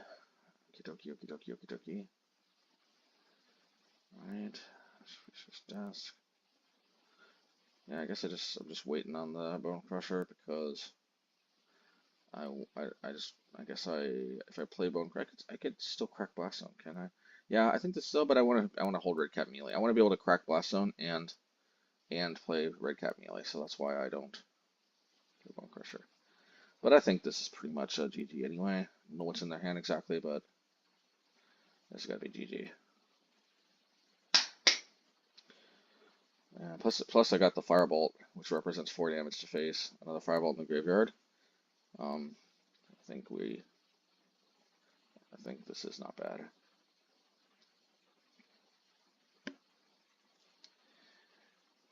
Not sure what this I think that's GG, and I think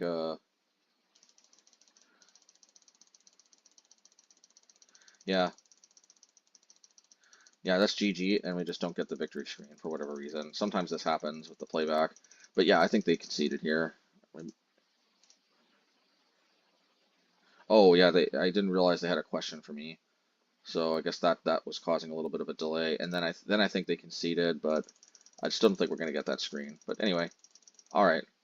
And yeah, and sorry, Rodan, I didn't see your message at first. I think I saw it after the concession finally happened.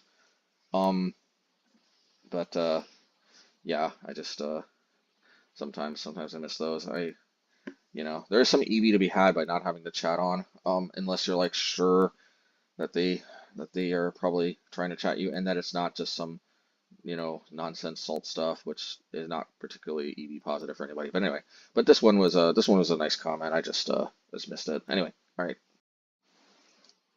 Okay, Darth Lighter, let's go. Um, match 5 for all the marbles. So I'm like, okay, well, I'm actually 4-0. That's kind of sweet. Am I actually going to be able to pull off a 5-0? And then again, this is technically the friendly leagues, but the friendly leagues, I used to see so much scam, so much beanstalk decks. Actually, the funny thing, I almost felt like for a time, maybe if I wanted to play against scam, I actually wanted to be in the friendly leagues more often. Because I felt like in the non-friendly leagues, people were playing actually more decks like ad nauseum, strangely enough, which I never see in the friendlies. Um, Here I am seeing some different decks, but let me know what you all say. But I highly suspect that there's probably a lot more of these type of decks, and I know that, and yeah, in the regular ones too. Yeah, and actually, this is a very cool card here. I am curious to see what this card may or may not do. I do think it slots into the Asmo shell very well. They are gaining some pretty good card advantage. I think this one might be a little bit of a slog. I hope not, because I gotta go bolt off to work right after this commentary is over. But I do have the firepower to keep up with all the stuff they're doing, which is pretty cool. And I've so far have been very impressed with Firebolt for sure. We'll wait until next turn for that synthesizer. And let's see. Okay, there's Underworld Cookbook. They are high demand, so they can play that. This deck looks like quite a monkey barrel full of fun.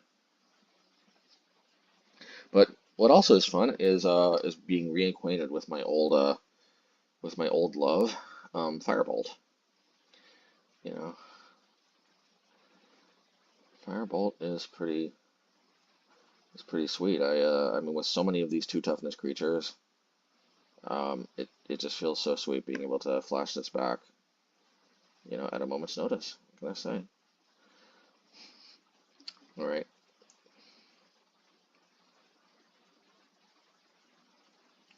Yeah, that's fine. So we'll just Flame Slash, Asmo, Seasoned Pyro, and the Geomancer. Right, and then Firebolt once again.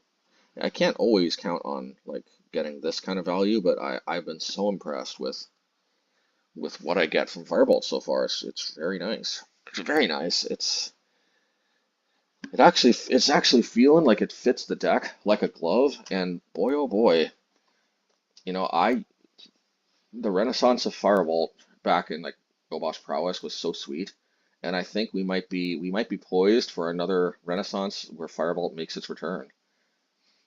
Firebolt is such a sweet card, and it is so nice if it might actually be optimal again. I actually think Firebolt was always playable, sort of. I mean, playable is a little bit of a tricky word. I think Firebolt was always more or less playable, but it just wasn't optimal, I think, until arguably now. Yeah, let's just continue. Yeah. All right, yeah, let's hit that. My birdie woke up. Maybe I'm talking too loudly. Poor birdie. I think actually she has to take some medicine. She got an infection. So actually it's about her medicine time anyway. I think right after this it's medicine time, so it all works out. Alrighty. Let's see here. Yeah, I guess we firebolt that. Yeah, I mean, you know, I'm keeping up with the Joneses, so to speak. Okay, Gal Blast. Rage. Book. Revealed something from the top of their library. Mobile Chase, which they can't cast. Right. Asmo, Cool Dakar. We have so many firebolts in our graveyard. I think I should blow the Blast Zone, shouldn't I? What do y'all think? Blow the Blast Zone or not? Yeah, definitely blow the Blast Zone. Especially while they can't crack the cookbook for resurrecting nothing.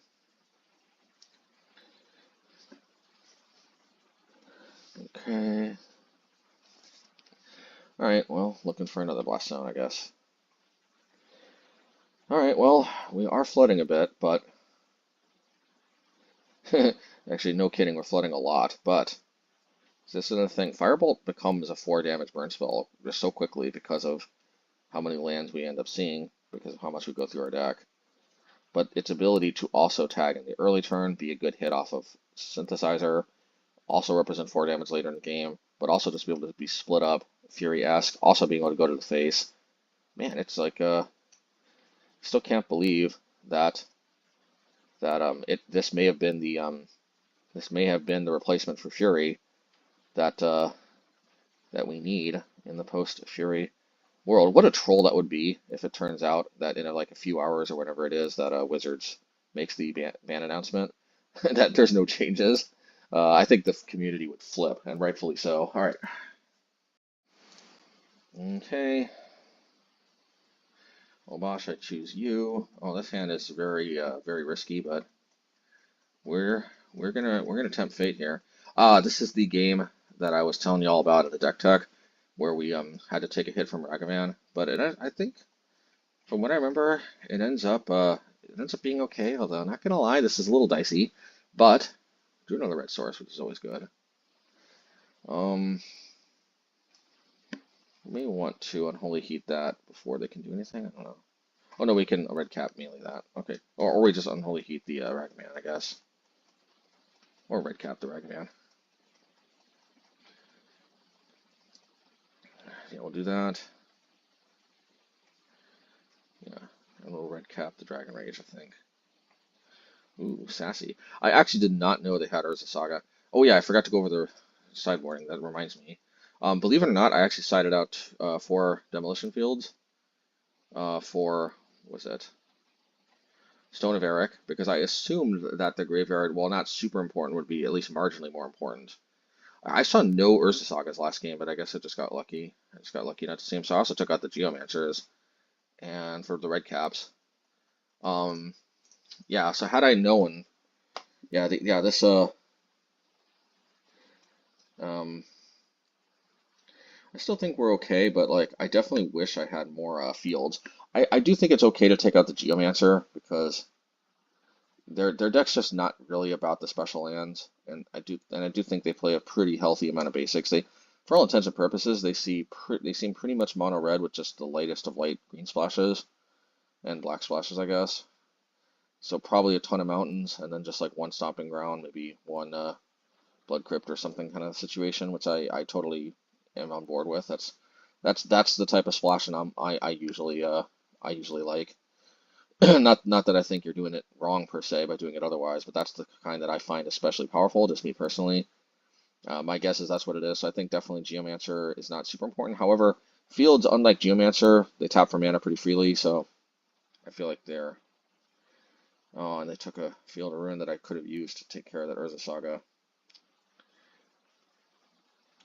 So yeah, we wanna take care of their artifacts so that their Urza Sagas aren't super big. We do have the firepower to take down 2 tokens with Unholy Heat, maybe Flame Slash if we're lucky, probably not. Probably have to use double Flame Slash, I mean double Unholy Heat. Don't think we want to red cap it. Losing a land is pretty brutal here. We're gonna hit that. Just in case, I guess they had Welding Jar. I'm surprised they didn't hit Stone, but that's fine. Now I did a boo-boo here. I didn't realize that. Yeah. I didn't realize that the cookbook, once it was down, threatened to just make it a 7/7. If I would have remembered that, I would have Unholy Heated first, but it's okay. I actually think we're still going to weather the storm despite that misplay, and that is always a good feeling of sorts. I mean, it's not a good feeling to misplay, but not gonna lie, it's kind of sweet. Like as if you're testing a deck and it's able to win even when you misplay, you feel like you must be onto something as far as the deck's power level. That's the hope at least. Um, of course, the opponent also could be getting exceptionally unlucky. There's always that element, but you know, it does count for something, I think. You have to be careful not to overread it, but you know, it would probably be a mistake not to think it means nothing. I mean, to think it means nothing, or not to think like anything of it at all. You just don't want to overrate it. I think a lot of times in life, what happens is it's not so much that we always make complete errors of judgments. It's that a lot of times we overrate or underrate things. Like sometimes things are kind of a big deal in our lives. We just overrate them. And I think a good example of that is kind of like romantic relationships in many ways. More so, particularly I think early in your life. Ironically, I feel like maybe especially as men, we're most obsessed with romantic relationships earlier in our lives, and I actually think it's actually the least necessary. It's the least important part of our lives to focus on early in our life, and yet I think disproportionately we are, for many reasons, hardwired, whatever you want to call it, to where that's yeah. So we tend to overrate a lot of things, um, and also time value. Like some things are actually very significantly important, but you just rate them like they're not particularly important now. You can wait, for example, or maybe they are super important, but you think you can wait, but you actually can't. So life like magic is kind of complicated as being able to kind of assess what are the value of things and also like what has more value today, what will have more value tomorrow, kind of thing. I can't remember exactly what made me think all this, but Anyway, I mean, at the end of the day here, I suppose I could have used some more commentary on what exactly my thought process here, but I think it's relatively straightforward. I mean, right there, I did lead on Bonecrusher just so if they somehow dealt with their Asmo, then I'd still have the Bonecrusher and I'd still have the Firebolt too. Whereas if I Firebolted Bone Crush, then it's a slightly less optimal. At the end of the day, I'm just pretty much able to match everything one for one. The stone is pretty good because it means I can, yeah, uh, yeah, and I do want to. In retrospect, I probably should have just played Firebolt, but I mean, at the end of the day, I just have enough firepower to really match whatever they're doing, and I pulled ahead, and I think yeah, this is pretty much a wrap. If they got no blocker, then I have lethal. They do have actually a ton of food, so they weren't actually dead this turn. However, they probably saw the writing on the wall, and that with that, that's a trophy, and that feels pretty good. Not gonna lie. All right, post league wrap up, and with that, we have the trophy. It's a friendly trophy, so it's not like the spikiest of spiky trophies, but hey, a friendly trophy is better than no trophy at all. And I think that those decks were, um, I mean, they were what they were, but just remember that the format I think is going to get shaken up quite a bit. I think it's already. I think what was the term? Because in one of my like history classes, there's like there's a term for like when something is like so close you can feel it. I'm trying to remember. Dang it, man, what was that term?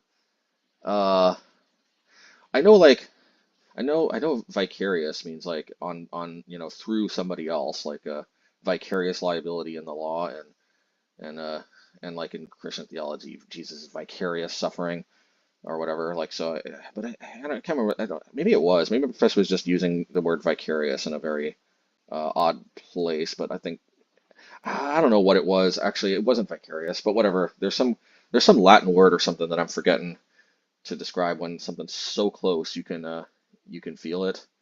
Um, anyway, but like yeah, we're pretty much already feeling the format getting shaken up before before it's even before like it's like feeling the tremors of the meteor before the meteor even makes its impact sort of thing. Anyway, yeah, I mean those decks feel like they are exactly the type of decks that we expect people to be experimenting with in this new probably post Fury metagame. This deck felt amazing at exactly doing what I wanted it to do, which is like I identified. I think we're going to be seeing a lot more small creatures once we hear the news of Fury's bans. So I'm like, okay, Firebolt looks like this is probably our jam, and boom, like this pretty much like I mean we don't know exactly where the meta is going to go, but all I can say is this much. I identified the type of decks I expected to see more often. I saw them. Firebolt did exactly what I was hoping it would do and more. Um, Unless the meta takes a totally different direction, kind of looking like if the meta starts to shake out the way I expect it to. I don't think we're too far off the mark at all. Sunken Citadel, um, just beyond useful.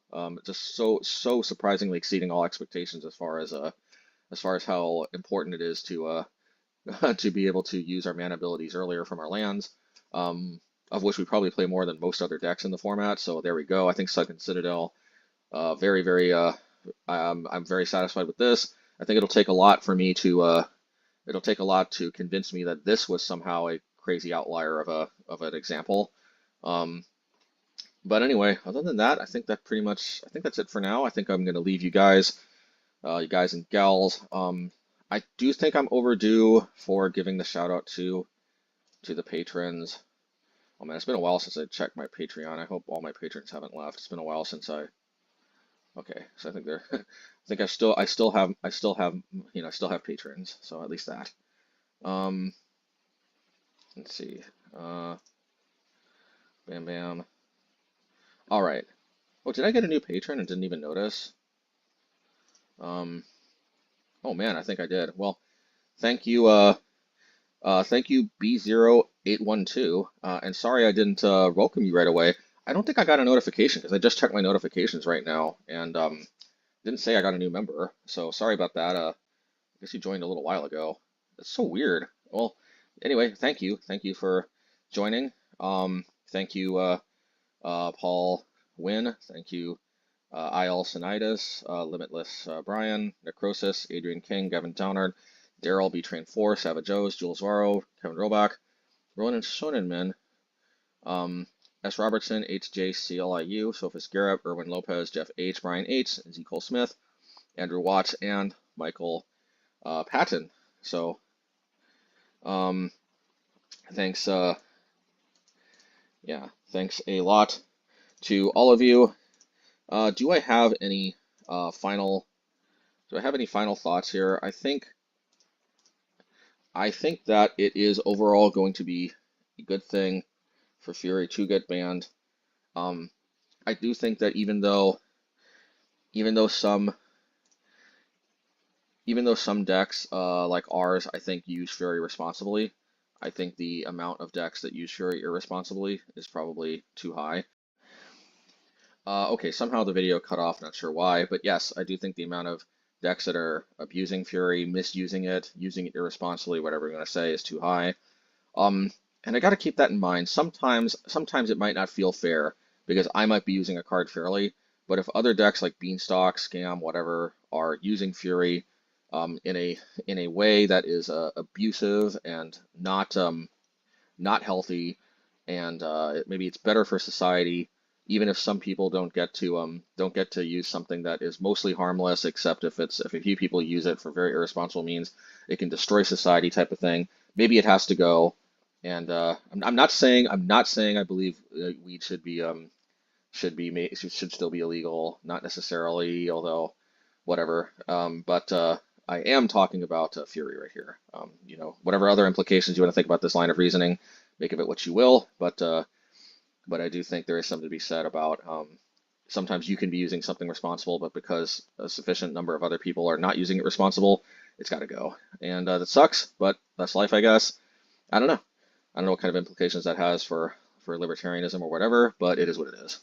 And hey, and this ain't actually, this ain't real life. This is just a children's card game, so to speak. So, hey, what's the worst that can happen? We just can't play cardboard. It's not like, yeah, it's not like we're gonna miss out on something that can reduce a lot of pain going through a difficult, whatever. I don't know, whatever you might. Uh, I don't know where I'm going with these analogies, but it's not like we really ultimately miss out on that much in life without being able to play with Fury. So I think that is fine. For Fury to go. I hope. What are my other hopes though for bannings? Honestly, in my humble opinion, I think Wizards needs to ban a lot of cards. This might sound weird, but I was actually against banning anything except that my position actually remains the same, actually fundamentally.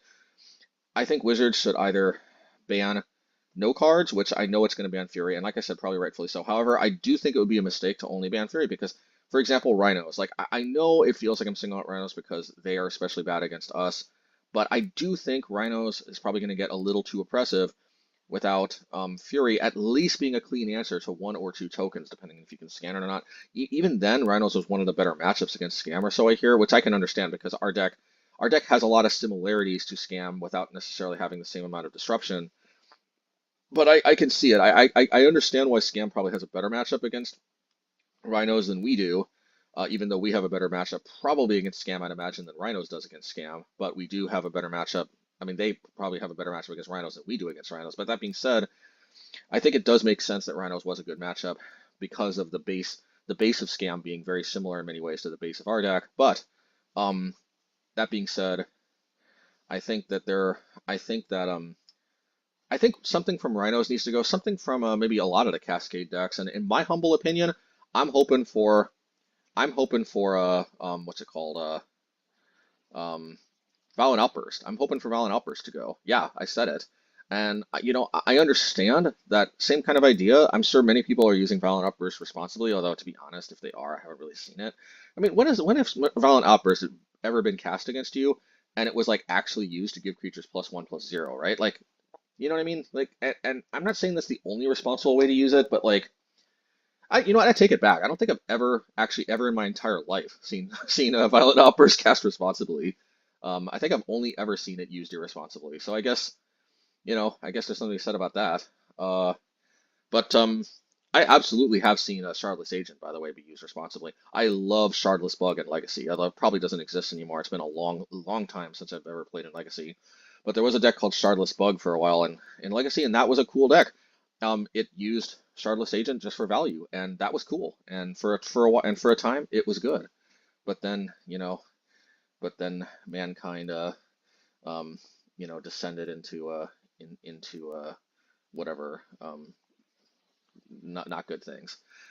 Whatever the case may be, um, those would be my top two bands. I think Fury's got to go. I think Violent Outburst should go too. And honestly, I don't think they're going to do it, but probably Bowmaster should go. And the reason being is that it's not for the reason probably you all think. I think Yawgmoth is probably going to be a little too powerful um, with Bowmasters, and I actually do think Bowmasters is one of the cards that boosts Yawgmoth a lot. It's disruption. It's two bodies that they can boost themselves with Yawgmoth. It's also a main board hate card that pretty much fits their deck like a T regardless. They'd probably play it even if it didn't have the draw hate, but it does. I feel like it does too much for too little for the scam decks. It plugs a lot of holes for their decks. Also, just slots it in their main game plan. And I just feel like Yawgmoth and Rhinos are probably going to be a little too. I still think we've got a decent shot to be able to take on Yawgmoth, but I certainly hope that Rhinos gets a little nerfed too. I guess Rhinos not having Fury counts for something too, but Rhinos oftentimes only plays like I think two Furies. I don't understand why Rhinos didn't play more copies of Fury, but they didn't, and that just shows you that it doesn't necessarily need Fury. So um, and you know what? Like I know this sounds like I'm ban happy, but I think at some point I know they're not going to do it, but the One Ring really should go. It's not a good play pattern. It is beatable and it's also clunky, and there's a reason why I'm not playing it. And I'm not playing it just to like make a statement. I don't think the One Ring really fits our deck that well, and I do think that we can and do win without it, and I do think we can and win better without it. I think in our decks, especially the life loss, it's just but ultimately the One Ring is just not in the decks that do abuse it. It just feels a little too oppressive in the sense that it's not like an unbeatable card. It's just, I know this sounds kind of noobish and kind of Timmy-ish, but it's just too miserable of a play pattern. I mean, like it's I would say it's very kind of like what's it called? Makaio Synced Lattice from back in the day when card could go fetch that and then lock you out. Yeah, and Wizards basically banned that because more or less it's just a terrible play pattern. You know what I mean? Like it's not that wasn't like winning tournaments left and right, but hey, if Wizards can ban Makaio Synced Lattice because it's just so terrible to play against, I mean, I don't know what to say. I mean, like that's a kind of that I understand that that's a precedent that can be abused, but this is a children's card game. We're not talking about like taking away people's right to drive a car or whatever. You know what I mean? Like it's let's put some perspective here, folks. Like we're playing this game to have fun, and if there are cards like the One Ring that just immediately make you just want to like pack up your cards and just go get a sandwich or something, like what. Yeah, I mean, this is a card game, frickin'. Like, yeah, like I know this sounds crazy. I know crazy thought. Maybe banning cards to make the format more fun. I don't know. You know what? That's complete batshit insanity. I apologize. I guess just take care, everybody, and until next time.